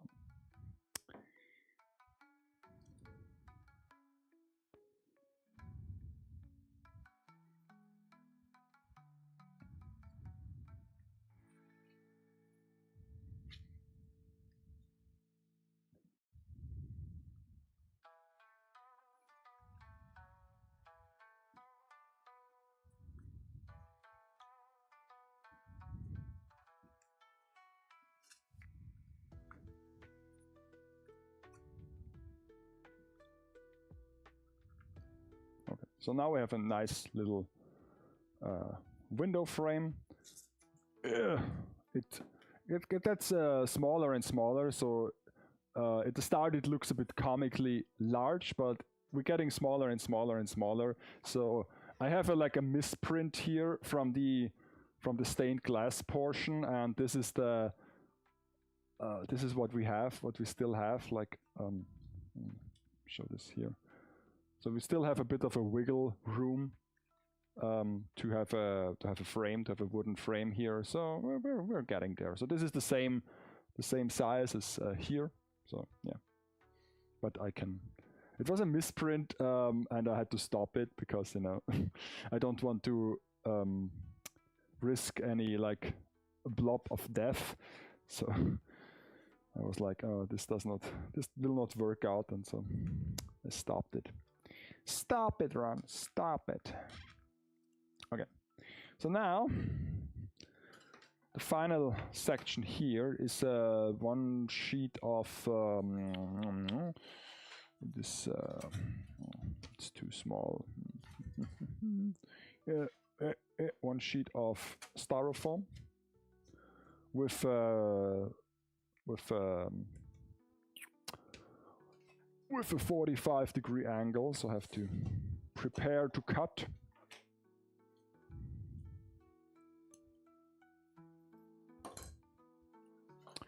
And I have to prepare to cut this in a straight line, so maybe this will help us.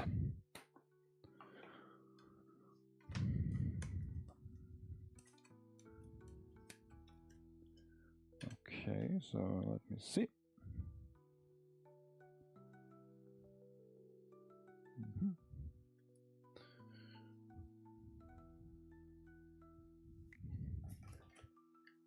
Table is so large, still so small. It's like working with fabric. You can't have a large enough table to hold everything. It's simply impossible.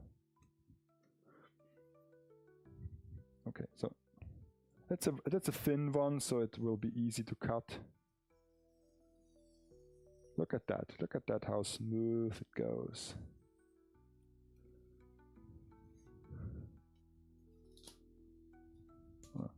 Don't need the full length, but yeah, that's a really nice 45-degree angle cut. And somebody asked for other for other ones as well, and so it was uploaded in the same file, so you can do like 20-degree or 65 or something like that. Leviosa.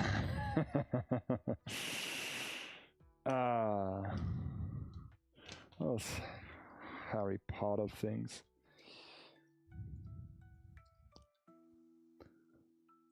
Did I? Okay, this I just gave up on the 45-degree angle over there. Okay, good to know. Good to know. Never write those books though, to be honest. Guess I also never will, because yuck reading.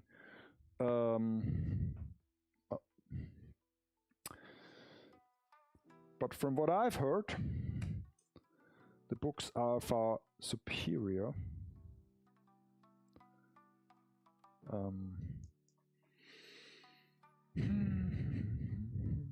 I guess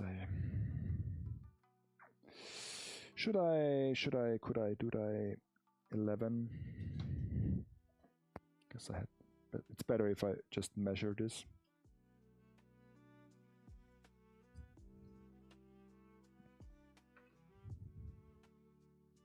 But then again, aren't all books superior when it comes to like the complexity of the story?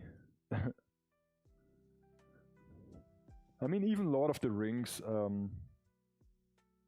but can be considered pretty faithful to the source material, the movies, at least the Peter Jackson ones.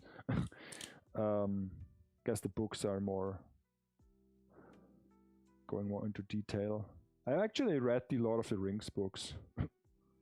funny story, like the 3 ones, not the Hobbit and the other stuff like the Silmarillion or something. But back then, my mother gifted me the whole box set of the Lord of the Rings books. And I still don't know why, because at the time I did not have like any interest in fantasy or in the story.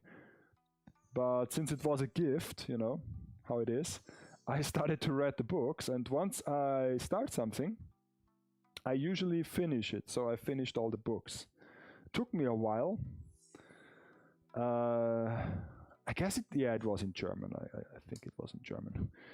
Would not have read the whole thing in English, but yeah. What I really struggle with when it comes to reading is the names in books, especially if it's like fantasy, or if those like names, those are names that I did not recognize. If it's not like Andy or John or Stuart or something like that, if it's like a crazy fantasy name, I don't read it. I just try to memorize it, that okay, this is this character and it is like spelled like this, but if you press me in a conversation how this character was named, I might not be able to tell, because I did not like form the word inside my head. Same is with like Final Fantasy 14. All the characters have like those crazy gibberish names to them almost, and so I don't know. I guess it's a bit hard to read. Always felt a bit like homework, so I'm not doing that. Okay, so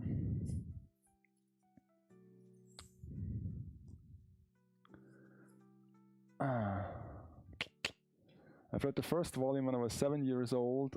It took me about 2.5 days to finish it. Absolutely fell in love with the series and became a total Potter. It's already a Potterhead, huh? The more you know.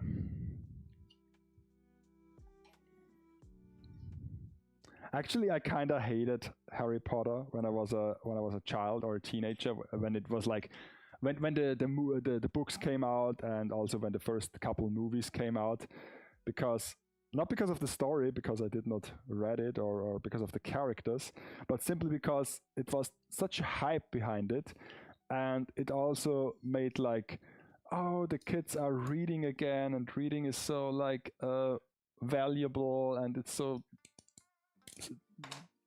nice that they are interested in books, and on the other side, like anime and manga, that was also becoming a big thing at the time, was like looked down upon, and I was like, I don't like it. Because for me, reading is just like another way to gain information, and since it's this one thing that you still can't do like on the side. I mean, you can watch a movie on the side, you can watch a TV show, you can even like, listen to some audiobooks or some podcast, stuff like that, but you can't really read a book on the side. I cannot be like this. Yeah? So reading is held in this high regard, because you have to sit down and you actually have to read a book, and I mean, yeah, it's I guess it's relaxing, and it can be a way to unwind, but for me it's just another way to gain information on a certain topic.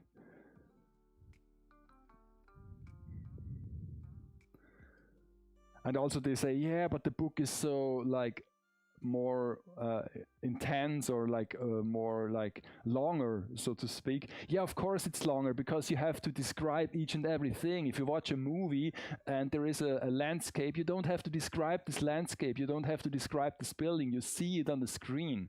But in a movie, of course, you have to spend like 5 pages to describe a room, how it's like, how big it is, how it's lit, how what furniture is inside, and it's like, especially with like heavy setting like books like fantasy, where there's so much like description of places, and I know like, it's necessary to do the world building, but still in a movie you would simply like see this on screen and, you know, be fed this information other way. They go have a pause and eat, then they go, something happens, and then the end of chapter. God Shark, the destroyer of multiverse, son of. yeah. Exactly. I'm like, okay. I try to get this. Or Bob for friends. My friend and I even wrote our own Hogwarts letter and Craft once back in there was nearly as much Harry Potter merchandise as there was today. And made on, oh, that's so sweet. We had so much fun, of course, kids, and we believed the world serial. And good night. Oh, good night, Darborg. Thank you that you stopped by. I will have to continue with this build. So there is like, now there's a sturdy piece of cardboard here, so that it becomes more durable. So let's do that. Yeah. But yeah, interestingly, I had a former coworker at my old company, who was also, don't know if she would be like happy to call her a Potterhead, but at least an adult fan of Harry Potter. So yeah. Quite interesting. Where is the cardboard? Where is the sturdy cardboard? Don't say I don't have any. Don't say I don't have any, and it just can't be. Come on. Don't be like that. Is it that one? Is it that one? Is this the sturdy one? Yeah, it's a 3 millimeter. It's the thick one. Okay, so the problem with this, with those like. This is like an original sheet, I guess. Technically, this should be straight, but they cut it in a way that this is not so nice. This is like a better cut, but this not so. I still have to make a new cut. That's so unfortunate. Very unfortunate. And I can't really measure it though.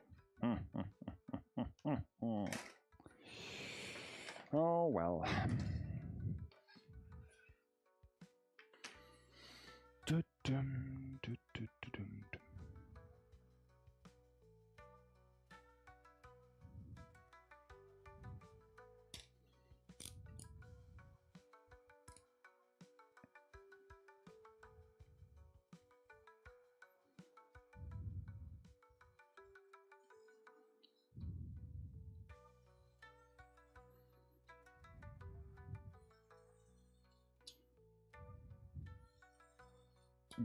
I have to concentrate a bit, because this ruler is very, very flat. And when I worked once with that, like last year, I cut off a pretty chunk of my thumb. I was like, I came a bit off the ruler and I was like, Pht! And it did not hurt, but it was pretty. Oh my god! I cut just off a bit of my thumb. Normally, I cut myself like pretty insignificant, but this was a deep one. But since the knife is usually so sharp, you don't really feel it. You just bleed like a pig, and can only hope that you did not cut any nerves. So I have to be a bit focused when using this, because back then I wasn't focused. That was the problem, I guess. Okay, so now we have a nice like sharp cut that we can use, not this garbage that comes from the factory. Okay, I guess I have to set this a bit. Okay.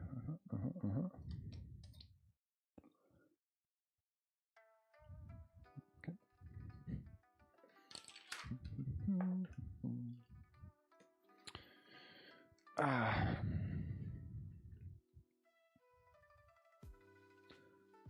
So make it a 10.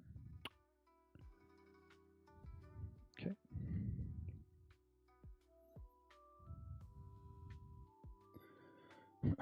I'm still curious how much I will see of all of this.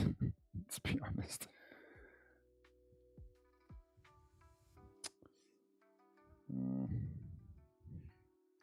So much of this will just be unrecognizable. I mean, even the top part, like let's say the top part came together quite nice. I mean, just like a few layers of styrofoam and cardboard in different angles. And so yeah, it's like a box. It's hollow on the inside, so you can stick your hand in, and if you place it on top of it, it becomes a nice little cover for the pillars. I still hope that this comes together nicely, because right now it's a bit like wobbly, and I'm like, oh, it might go, or it might not, who knows.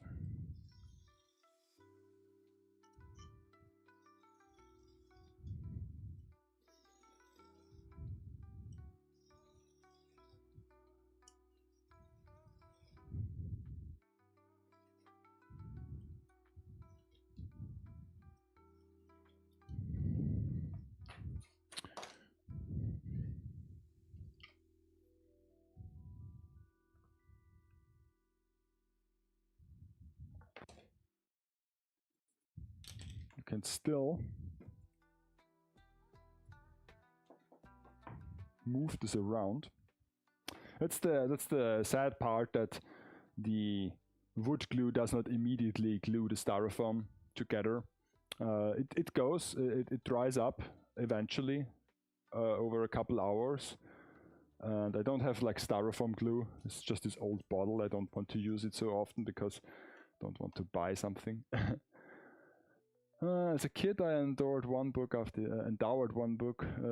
another. Fantasy was always my favorite. To this day, I still love Middle Earth, The Lord of the Rings, and Aragon. When I ordered my very first manga, I actually thought it was buying a regular book. Okay, yeah, that's called a light novel. Don't get fooled by the cover and by the pictures.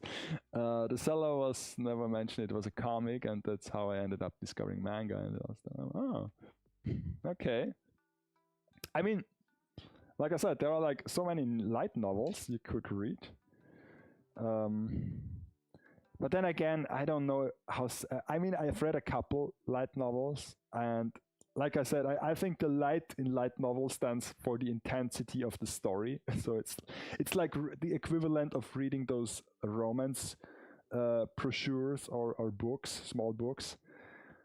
It's not the most challenging literature, but then again, I would not like.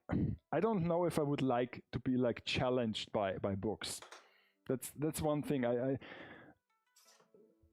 like reading. I don't read because, like I said, I won't take the time that it took me to read a book. The only times when I read, I do, and that's the thing that is like a bad habit, is when I go to sleep. So I'm very sleepy, so I read 2 pages and then I fall asleep. So it takes me forever to read a book. I would never sit down in the middle of the day and just read a book for a couple hours, because this feels like a waste of time for me, to be honest. And then the other thing is that I don't know what to read. So I go into a bookstore, and then there are like different sections, and then you have like broad sections. You can like, okay, there is this like pop thing, like the things that are popular. There is a ranking as well, like a chart. So are those books any good? I assume, but then is, of course, there is young fantasy with all like the like, you know, what the teens and tweens are reading. And then of course there are like more factual based books like history would interest me, but then again I could also, you know, watch a YouTube essay or something like that. So I don't know. So yeah, that's my whole thing with reading. Actually, when I moved here, I had a bit of time, like the first couple. It's a bit bent. Also bent this to it. I had a bit of time because when I moved here, there was basically nothing here. So I was like, all the necessities were here, like a kitchen and a bathroom, but there wasn't even a dining table or like a couch, something like that. That all came a bit later, like 2 or 3 months later, gradually over time. And so I had plenty of free time. I did not have my studio yet and my camera, so I could not produce any videos, and I did not have the workshop, or at least I didn't want to start any like major project at the time. So I was like, okay, I will just go to one of those book cells, you know, the former the former phone booths where they just cram a bunch of books in there, like that people don't want anymore. And I just searched for books. And of course, it's not the best place to search for a book because, let's face it, it's all the stuff people don't want and cannot really sell, because used books, if you have like some old books that old folks read, not the most valuable thing. So it becomes a burden to you know, gift it to someone or just to get rid of it. So they land up in those places. And so I picked a book. It was called the Bankiers. It was a finance thriller about like banking and trading to some extent. That was a bit boring, but in the third, so in the last couple chapters, it took a U-turn, and it really got into the like thriller aspect of the whole thing. And apparently this is based on an old TV show, like an old, you know, like from the 60s or 70s. So okay, so but I managed to read this, and in the end it was a complete story. It was okay. It was like watching a movie that doesn't interest you as much, but you know, it was still okay. And then for the second book, couple months later, I found the anthology stories of Don Camillo. I don't know if you are familiar with Don Camillo. It's also an old like character. It's an Italian priest that always fights with like a communist mayor of the town. And as a kid, I watched, there are like TV movies or like sketches or something. There are also like plays. Those are like popular theater plays, or like stuff that is like maybe hosted in some villages. And I was like, oh, this sounds like a nice read. And it's so terrible. I wasn't able to, like I read a couple chapters because it's not a complete story. Those are just chapters that consists of like 4 or 5 pages. So very short, like stories, like short stories, but very short stories. Like I said, mostly 5 to 8 pages. And it's always like the same thing. It's like, here is a situation, the priest that is like a cunning priest does something that the mayor doesn't like, and he gets angry, and then it resolves, and you know, that's it. It's just okay. So I was like, and I still have this on my nightstand, the book. Oh god. Okay, I cannot do this. And that's the thing. So if I read a book and I want to start it and I want to finish it, it usually takes me forever. And if this time isn't spent well, I get frustrated. On the other side, if I watch a movie and I don't care, it's over in 90 to 120 minutes. So this is not that big of a time commitment then. So yeah. So, and for the final chapter, I have to use a passepartout thing. Can I use this one? No, that's garbage. Have to use a nice one. But then on the other hand, there has to be a leftover part. Somewhere. Come on. There are now so many parts here. Huh. Okay. I don't want to search for it. I will just use this one.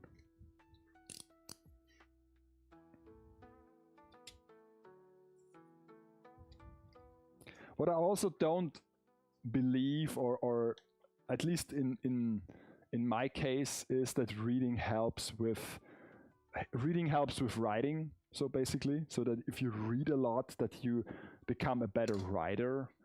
I don't know. I mean, maybe if you really read a ton, like not like 2 books a year, like 2 books a week, maybe. But then again, I guess you have to be also like interested in both reading and writing, and I guess you have to pay like extra hard attention to notice those things, because it's not about like storytelling. Of course, if you want to be an author, you might get better in writing when you read, but also they say it's like you get better with like grammar, or you get better with punctuation or like spelling.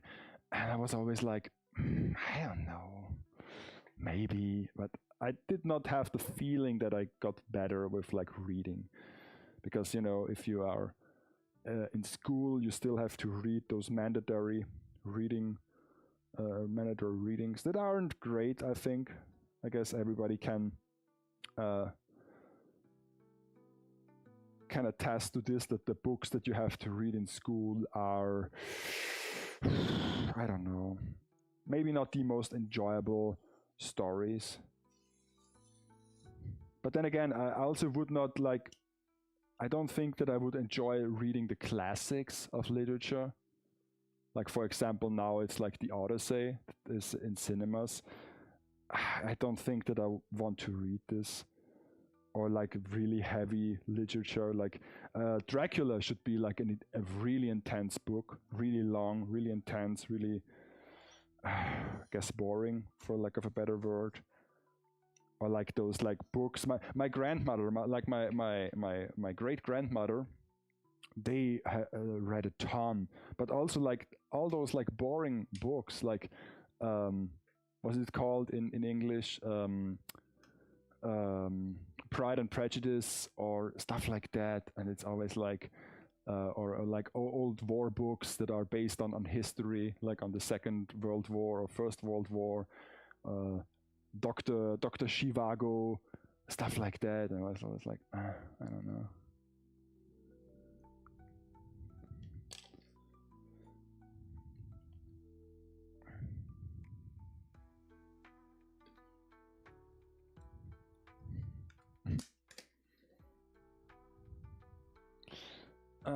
I really enjoy reading light novels. My favorites are at the moment are Goblin Slayer. Oh, okay.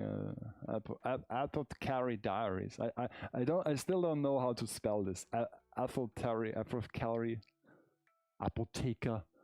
And My Next Life as a villainess. All routes lead to doom.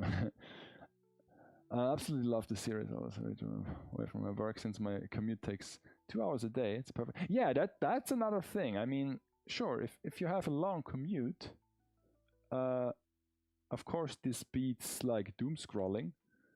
I guess there was a time when I read a bit more. When I was in school, like in trade school. And we were like away from home for like over the week, and there was not much to do in this time. So I spent my time reading, and since I don't want to spend money on books, I read what was in the library. So I pretty much read like pretty like mundane books about like Eastern history, like China and stuff like that. I read about the Great March, Mao, stuff like pretty heavy things actually. So yeah. Then I also had a phase where I read like Japanese thrillers. Japanese like thrillers like crime is a thriller. Yeah, it can be like detective stories and like stuff like that.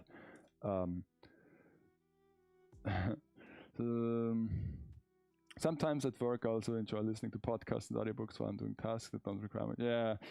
Besides that, I also like reading books about personal development, finance. Oh yeah, I've read a lot of finance books. Yeah.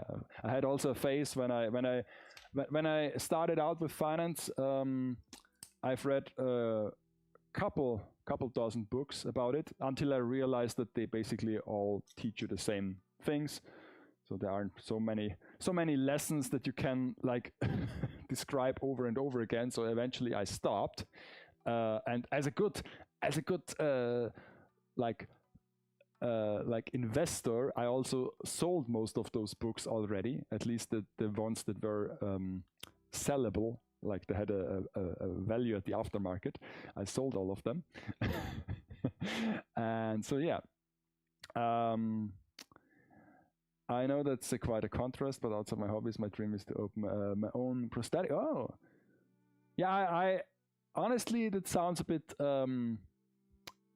silly, but I actually might need you at some point in my life. I have this like older coworker. He's like, I guess 10 years older than I am. And a couple of years ago, he had apparently he had pretty bad teeth, and he basically made a whole new set. So all teeth new. So he did this in Hungary because, of course, and it still costed about like 50K to make. Not to mention all the time, the pain, I guess, and the like troubles because you can't really eat stuff in between, and it takes a really long time to do this, like a couple months, half a year even. Yeah. And this was like, he's like my spirit animal because I don't take care of my teeth. It's like dentist is like, this is like such a bullshit thing because as a kid you are afraid of the dentist because of the pain and because of the like procedure. And as an adult, you're scared of the dentist because of the costs. And maybe because of the pain also. So, and so I'm like, I know that I don't have like issues or major issues with my teeth. But then again, I still at half point. I still at 40. So it's still like 70, 80. I don't know if this works out. It's a high risk gamble. It's a high leveraged trade, so to say. Yeah. And then of course we don't have to talk about like nice teeth or perfect teeth like those. Luckily I don't need those. I don't need to smile or to. I actually don't like to, even if I had like perfect teeth. I find like showing my teeth in a smile, it looks silly, I think. I don't know. Some people can pull it off, but I don't know. Yeah. Yeah. But yeah. So yeah, reading, like I said, it's a thing. It's an on and off thing. Sometimes I had a phase where I read quite a few books, like I said, Chinese or Eastern history, Japanese crime things, finance books, but most of the time I just like watch YouTube essays and like podcasts and stuff like that, or watch movies. Now I have like a month of Prime again. I don't know why. I had a month of Prime at the start of the year in February or March. Sometimes because I know that each year, 1 month, at least I don't know if this other persons can do this as well, but I assume you can get the month of free Prime. If you order something on Amazon, it will tell you, hey, you can get the month for free. And so you sign up for Prime. It's just a click. And then once you clicked it, you go into your settings and you cancel immediately. And then you have a month of free Prime. And I use this month to watch all the Amazon Prime shows and movies that I'm interested in. That takes usually like two weeks of more or less intense binge watching. And if I say binge watching, I'm saying like let it run on the second monitor and just listen to it. And yeah, that's I still don't know how they can make money on those services, because like I said, you can do this each year. I don't know what's the point of having a streaming service all the time, because like I said, usually when you get subscribed to Netflix, you're overwhelmed with content, and after like 2 months you find out, oh, it's not so much actually what you want to watch, and then just cancel it and then come back. It's like, I just subscribed to Apple TV like 2 years ago only to watch Ted Lasso for 7 days. This was the only show that I was interested in. But to sign up for Apple TV, you have to have an Apple device and you have to have a credit card number. So it's like not the most convenient thing to do, and you still only get 7 days of free time. But yeah, I signed up, watched the show, and then 7 days later. So yeah. And in terms of like shipping costs, yeah, I mean, it's so silly that I now can like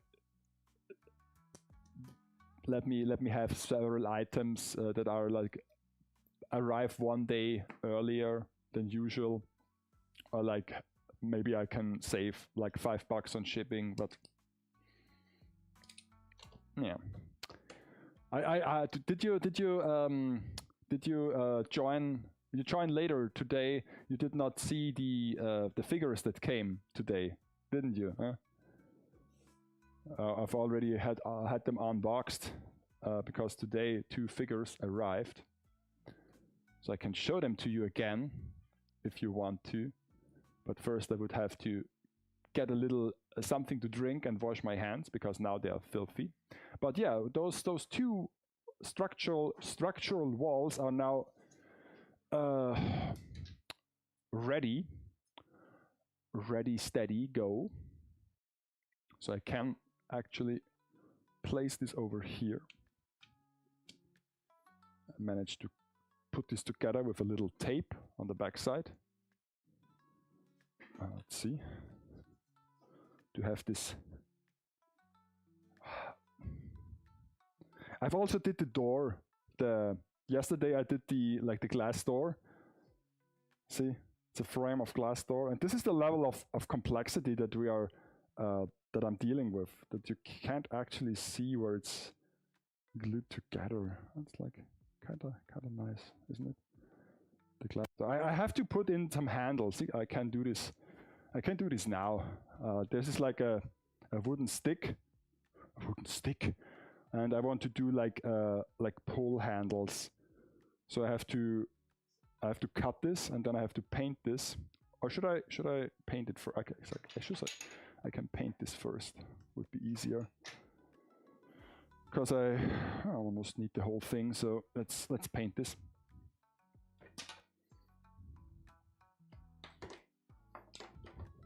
But yeah, okay. I was like, did I glue this onto the wrong side? But then I was like, oh, it works. Because that's the thing, you have to do this on both sides. Okay.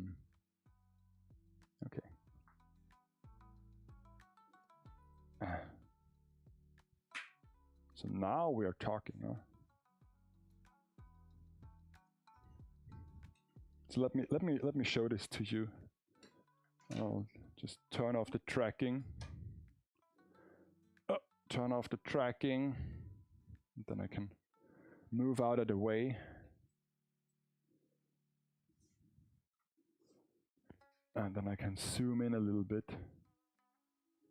So there we have it. Okay, not so much. So there is our little diorama with the side parts attached. Like I said, I wish that this would fold a bit inwards, but maybe I can do this. I can adjust it because there is a gap here nonetheless, so I have to cover up this gap somehow in the final model. It's a bit sad that I did not like check that these two parts here come together exact. Would be even cooler if I managed to get this on the same level, but honestly I did not think about it. But it's close, it's close. But it's so close that it bugs me that it did not come together exactly, because it does not look intentional. Yeah, but that's okay. If we take the figure, and because on the photos, I guess the what is it called? The part where you can like the bottom part of a window, the Sims. Not the game, it's the German word, the Fenster Sims, is a bit like more to the ground floor, I guess, like here. But still, if you place the figure against the window, she can still look inside the window. And I guess this is a window frame where it's not supposed that you can climb in. Like Dara Borok said, it's a little bit of a anti-theft and anti-homeless and anti-ram thing. So it's okay, I guess, that you just can walk by. And also, I don't know how big she is. I guess it's a bigger character in the show, but still, wouldn't surprise me if she is still like 170 or 175 meter. What would this be in feet? 5 feet something. So yeah, little diorama. I call it little. Yeah, I mean it is smaller than the other. Oh shit. I guess I have to. It is quite smaller than the first draft, but this is intentional because when I did like mock-up photos with it, I think that this was too large, simply to because that's the thing. If you make it like 1-to-1 to the figure, like in scale to the figure.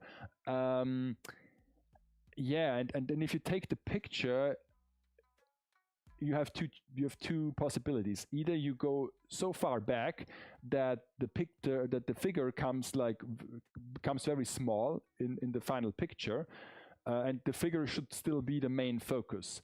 So, or you try to get the whole figure into the frame, but then you would only end up with a small portion of the build, and you wouldn't see that you actually have built a whole like a whole structure. So there's always like a battle between those two philosophies, and so it does help if you build those things a bit smaller. I mean, if this would be like a commercial entrance, this should be higher, but it's still believable. It's not that the character has to duck under the door. It's still believable, but this should be a bit taller. Like this was like, you know, this was more like it should be in real life, but yeah, I made it a bit smaller. Also to save on materials, to be honest. Yeah, I guess I have to throw this away at some point. For some reason, those like cardboard things all doesn't look that bad. It's the same with like sketch art. If you are an artist, then if you do sketch art, it always looks so nice and so like what's the word, like dynamic. And if you do the line arts always look the worst. And it's kind of the same thing with model building. The in-between state between like draft and final thing looks always the most uncanny.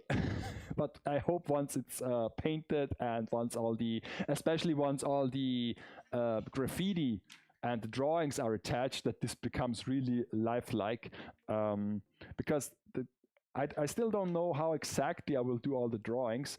I've seen that there are actually decals that you can buy, water slide decals, I suppose, that feature some graffiti.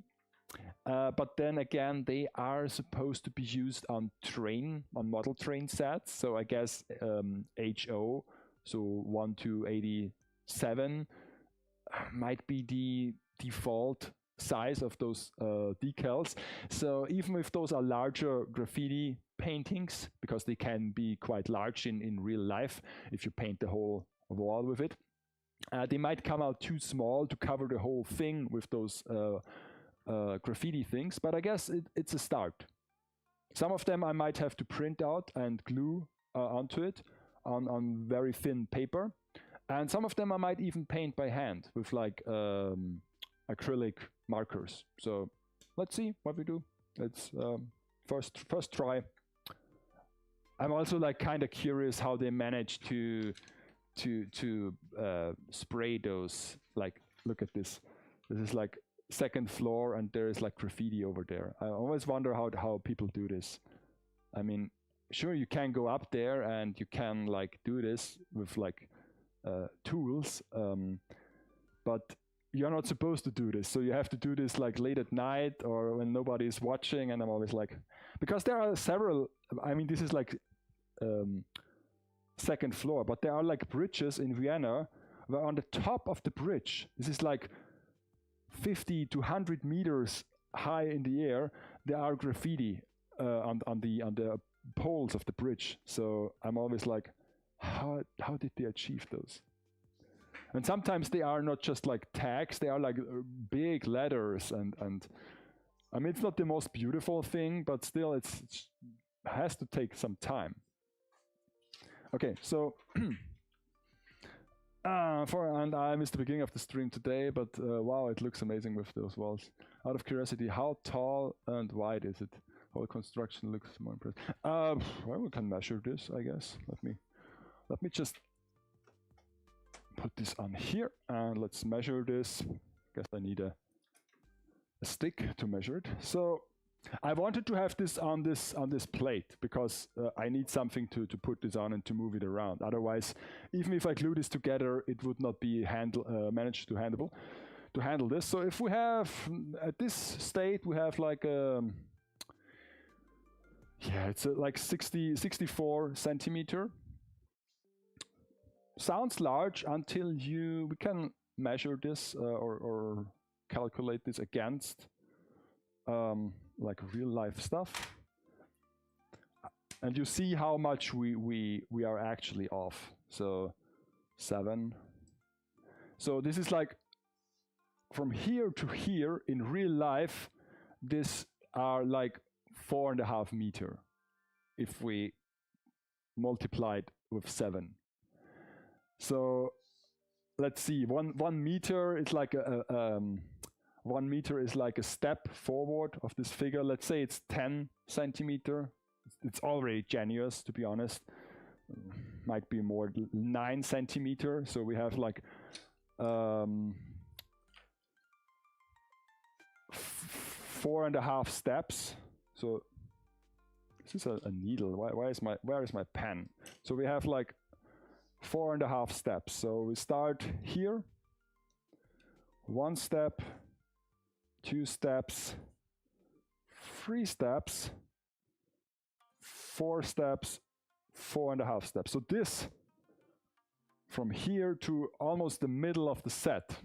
Can you actually see this? I have no idea. Oh. Okay, so let me turn off the tracking. So, like I said, from here to here, it's 64 centimeter in length. And if I multiply this with 7, what's the scale of the figure? And convert this to like a meter, from here to here, this should be 64 centimeters. So almost like, it should almost like be twice the size if to cover the real 1/7 scale. So twice the size and the width, I guess twice the size and the height. So yeah, height by the way, is 56. Maybe it goes to 60. Don't know if I will just add on to this structure. If I want to be exact and I want to feature the Supreme logo is actually here. But then again, if I want to be exact, I still have to do like this. Yeah, because this is also missing. This is also still missing, like I said. But I have to check if it's really necessary to do those parts, or if I can just leave it as it is. But yeah, this is far from like in scale to the figure, because then it would be even more massive, even bigger, and it would take longer. It would need more materials, and then again, you could set the figure against it, but then you have so much building and so little figure, and like I said, the focus should be on the figure. Yeah, and I also I will just, this is empty behind it. You can see through it because there are the glass windows. And the plan was to take an inside picture of a Supreme store.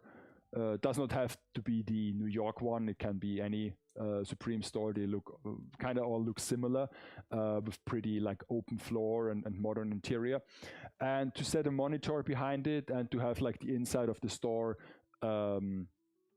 displayed on the monitor, to have the illusion of an inside. So, but I have to frame it that only the building is visible, because I want to do this in the studio, so I don't have any like beyond here. There is no street that I can show. I toyed with the idea to take this on the road and to have it like set up against real buildings. You can do this in Vienna, in the inner city. We have similar buildings there, but yeah, this is a little bit too big, and there are tons of people there, so not the best idea. So I will just display the inside of the store on a monitor and frame it a bit tighter so that the figure is still the main focus. And so yeah, I don't know if we can even see the Supreme logo up here. Would be nice, but I don't know. What I want to do is, she has like this little like inscription on her shirt that says "Now Nowhere Boy." This is based on real like cloth as well, on a like designer stuff like in Japan, but I want to print out the little Supreme sticker or something like that, and I will just temporarily stick it over this inscription, because this does not really look that good. The font and what it says, it's just I mean, not that the Supreme logo is such a design highlight, but at least it's iconic, and you know, it has to be iconic. It has to be recognizable. So okay. Okay, I will just wash my hands real quick, and then I can show you the figures, and then I will start with the laser cut, and I guess I will see how this works, and after that I can just close out the stream, because tomorrow I will be here again, and you know, I have to sleep eventually. So let me just wash my hands, and then I can show you the figures. Oh, I can now see the tracking. What's happening? Oh no! Oh no! Something happened. Something happened. I guess I pressed the wrong tracking button. Okay, now it's going. So let's see. Short break. Where is my break screen? Where is my break screen? Let's see. There it is. Okay, so see you in a minute.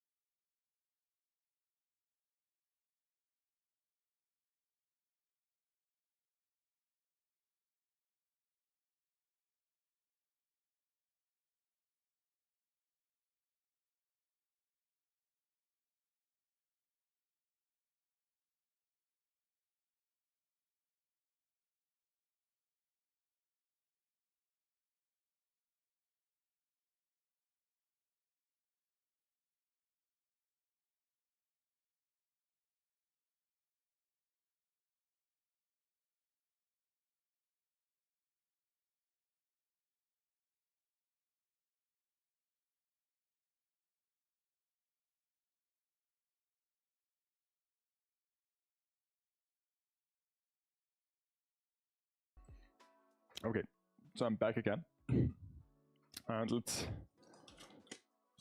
turn on the cutter, the laser cutter. I also want to do the door handle today as well. I can do this while the laser cuts, because it will take some time to cut this sturdy cardboard, because this is what I found. And I found this so lovely that I took it home. So now it's a little bit bent. This is also, I have to cut this into smaller pieces. But I don't know if you can see this. I can come really close to the camera, so maybe you can see it. This has some, for cardboard, this has some really nice structure. This has some really nice structure. So, yeah. If I go over this with white paint, this might also look like sandstone. So, the root sandstorm. So let's turn on this thing, and hopefully it connects to the wireless network. Otherwise, I can pack my shit and go home, because I will not do this in the offline software. So okay, here is the box, and I already starts to smell like bacon. It's like a real smoker thing. So it came with a box, came with a hole inside the box. Whoa. No, normally this is not what happens around here, but nothing did happen. It's just a box. I will throw it out anyways. The card protection. It's normally the one that I use for all my builds. That one, it's the same thickness. It's 3 mm, but this is actually like smooth. You can paint over this. You can glue on this. This is smooth. But if you apply even a sheet of paper, like normal copy paper, you won't see the texture. It's really something. But then again, if you need texture, oh, that's actually a nice thing. So okay, we have the same print, unfortunately. Same basic print that I had with my last package. So I guess something I can give to Oki tomorrow if he comes over. So, and then, like I said, I had the UMP 45 Figma. I suppose this is a re-release of the Girls Frontline character, classical Girls Frontline, not the second game, the classic Girls Frontline. And I was surprised about the styling of those boxes. Don't know if this is what a Figma box looks these days, because this is. I have to put this against the Nendo package, because I guess they are now the same. But actually would make sense, because I always thought about that the Nendo and the Figma can be in the same package, but then again, in terms of accessories, yeah, well, not so much. Maybe I will do a short review about this one, because honestly, not so much in here. But I still like tactical Figmas, and like I said, this 110, 112 scale is a really nice scale to build models for, because you can go into quite some details with 112 scale, but it does not have to be this big. And eventually you can make them and like display them somewhere. So it's a nice scale. Same goes for all those like 30-minute sister or like Bishojo Gampler kit thingies. Same scale, almost same scale. I mean, like 110, 112-ish, around that. Actually a pretty nice scale to build for, like doll houses and little dioramas, because it's not like Nendo is also okay, but you know, it's still a bit like super deformed, and it's always like how big should my set be. But for those, actually a nice scale. And then I have like pre-owned, my first pre-owned Ami figure. Like pre-owned Japan is like basically new, but it's the Gufei from last month, what I picked, you know. I've actually ordering these figures. It's not like just saying that I do so. I really do this. The box has like a minor damage here, but otherwise, yeah, this is like, and this was like 1,000 yen cheaper than ordering it sealed. So I was like, okay, why not? I mean, this is a figure that recently came out. If it's already pre-owned available, why not? There is a silver sticker over here. Let me peel the silver sticker off, because I really can't stand how crooked this sticker is. Let me apply it straight. Under the danger that it will not stick as nice. Okay. Now it has a little edge, but at least it's straight. Okay. Yeah, maybe this one will also fit this diorama. So maybe I do a photo with 2 figures. Wouldn't that be something, huh? So let me put this inside the box again. And another figure that I can display on my showcase inside the box. Hooray, hooray. So yeah, those were the 2 figures that came today. Like I said, pretty hefty fee to pay. I always thought that I might have to, this have to be the first package where I also already have to pay this little, this export or import fee, the new one that they came up with. So yeah, okay.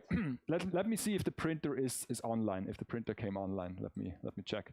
Let me check, because otherwise we can go home early today. I've already managed to prepare this one, so hopefully it's correct. Oh, the printer came online. Wow. Oh no, I have to do overtime. I have to do overtime. So, oh shit. Why can't I move this around? Because it's only like, okay, like so. Okay, so the printer came online. That's a nice thing. So let me cut this. Let's cut it into pieces. This is my last resort. So I have to make some space here. This figure looks amazing. I was actually going to say the same thing. I think this will fit. Yeah.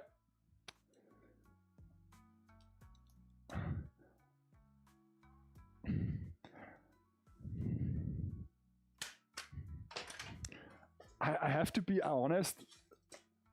This Gridman Universe Yume figure was actually like just like, I guess, like some of those like drunk or joke orders where I put like Oki to the test if he can actually order me some scale figures.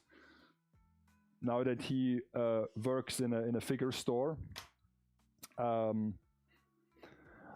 because in the past, when people promised me that they can order, like custom order some stuff, it was always like, yeah, I can order this figure if you want. And then I said, okay, do it. And then, yeah, silence. They never came back. So I had to test him, and I was like, this would be a nice figure, I guess. But actually, I don't know if I would have like bought this today. Because it's a pretty plain figure, to be honest. So let me see, this is 33 millimeter, like here.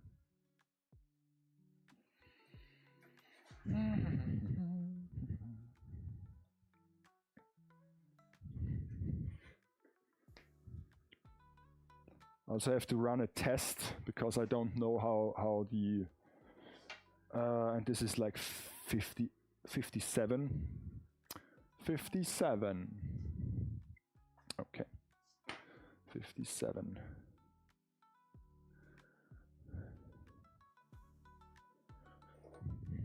Don't have to be that exact, but you know,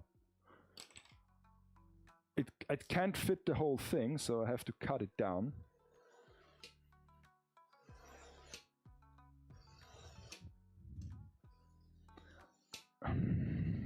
It's actually also cuts quite nicely, gotta say, because the other one is hard to cut, but this one is a bit softer. Yeah, it's a bit softer. I mean, it's still 3mm, but it's softer. So I guess this also makes it easier to cut with the laser. Let's see. I guess I have to let me cut this a small part. Let me cut the small part off here so that we can test it.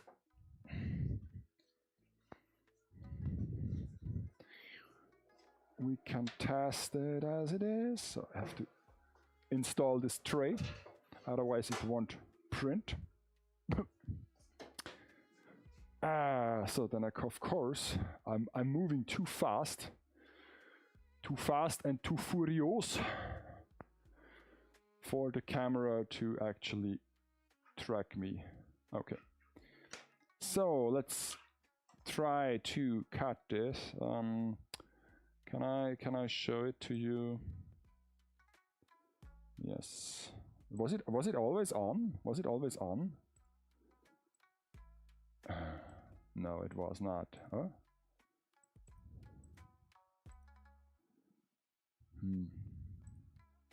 There it is. There it is.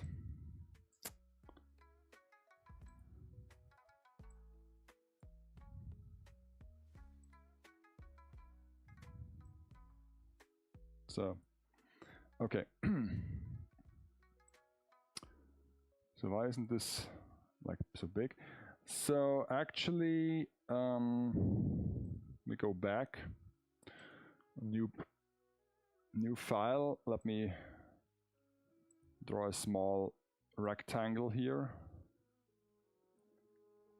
and we'll go with the 3mm cardboard settings to start with. 4 passes. Let's see, 4 passes. Power 30, speed, or let's go with 3 passes for the, and like give him hell, and confirm this, and let's print it.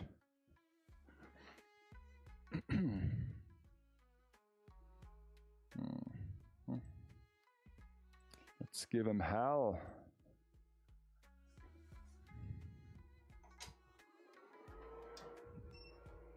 Let's open some window, let in some fresh air. So let's see if this works out.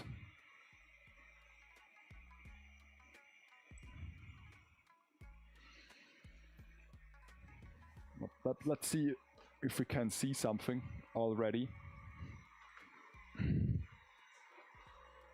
Hey. Oh. Okay. Okay. Strange.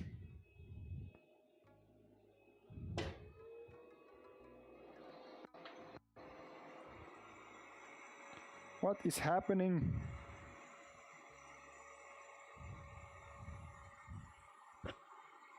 Okay. What the hell is happening here? Okay.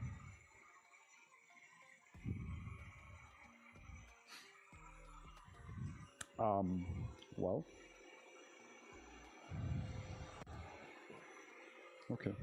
So this is not through in the slightest, so we have to adjust. We have to adjust.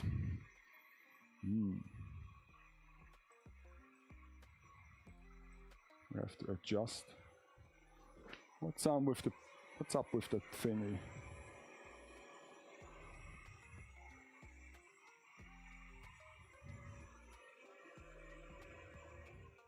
Okay. Something is happening. So okay. Let me see. We go with one pass. We increase the. So we had not. I just increased the speed, but not the power. I mean that's not the right way to do it. We just have to bring it down eventually. So let's do this again, shall we? And I guess it also like moved around inside the printer, so I will just tape it down.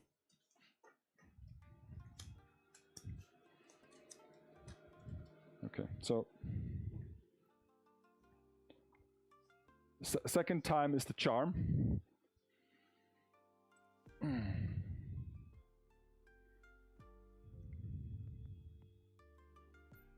Where am I? Where am I? Where am I? Here I am. Here I am. Okay.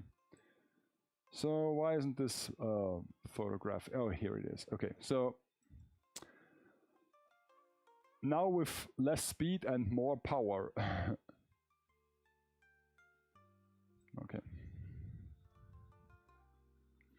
Now with less speed and more power. Let's see if it works.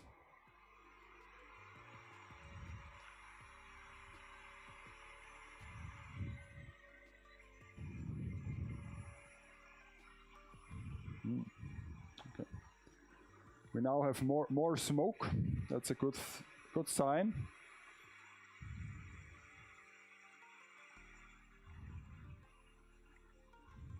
Three passes.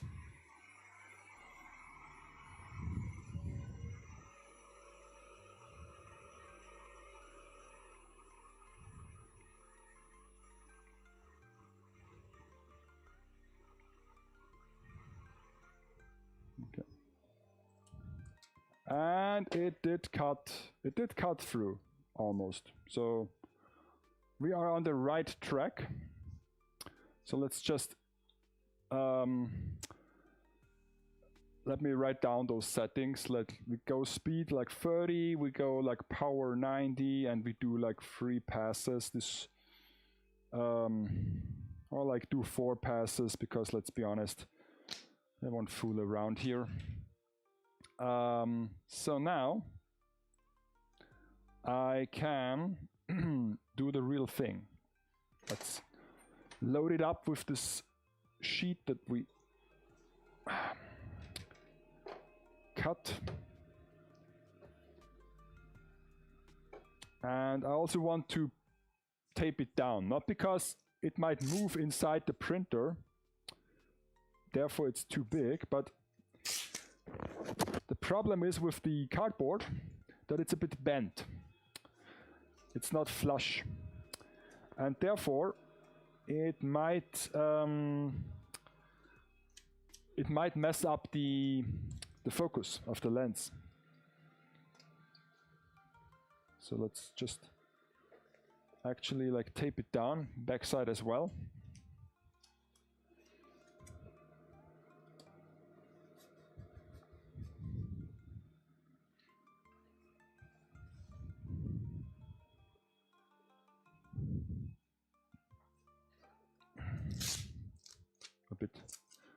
A bit more, I assume, because I really want to have this nicely done. So just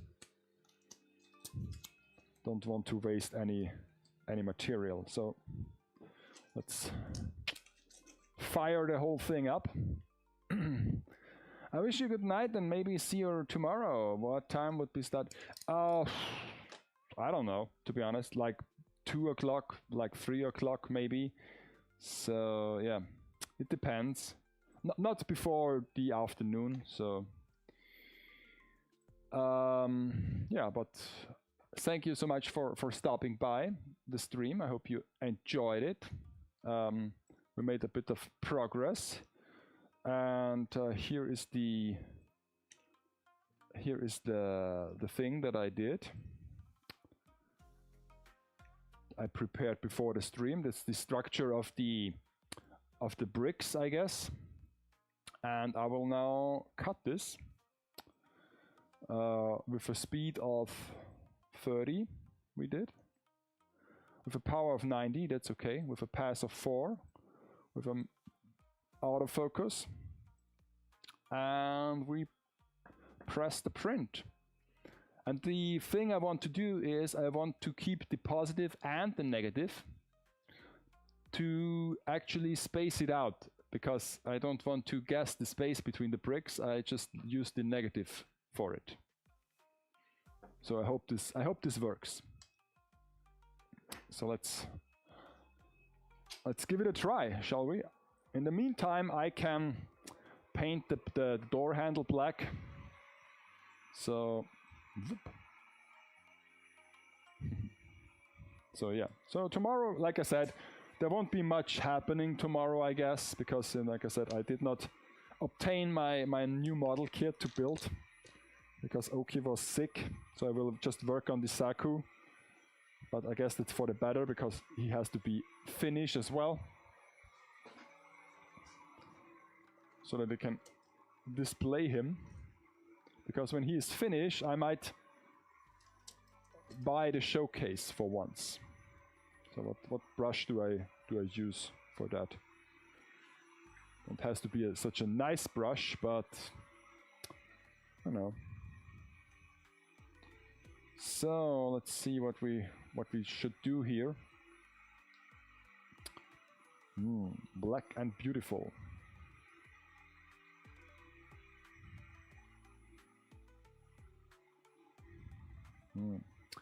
I hope the laser isn't too loud, but I really want to see how this turns out to be. Hopefully it works.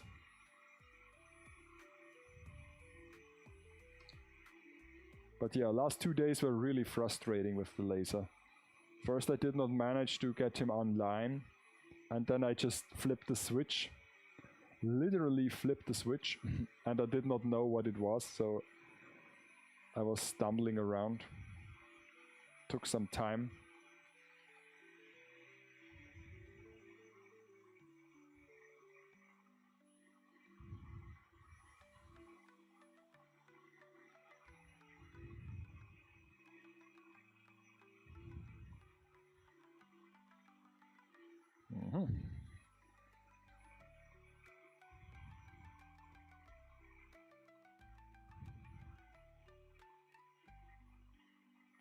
I mean, the good thing about having 2 figures in a photo is, of course, that the more figures, the more people might get interested. And honestly, you don't see it too often that 2 or more scale figures are photographed at once.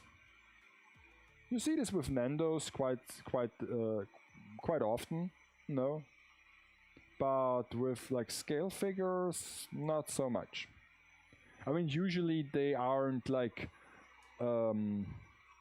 built for like there isn't a series of scale figures.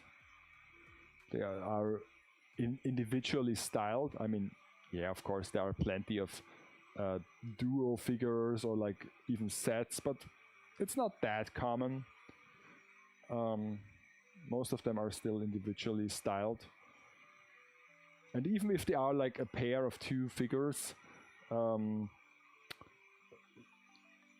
sometimes the style isn't too similar, so it might not fit into the same setting eventually. So I guess that's enough. Don't need too much black bar. Let's place this over here to let it dry, and yeah, put away the brush and the paint, otherwise I will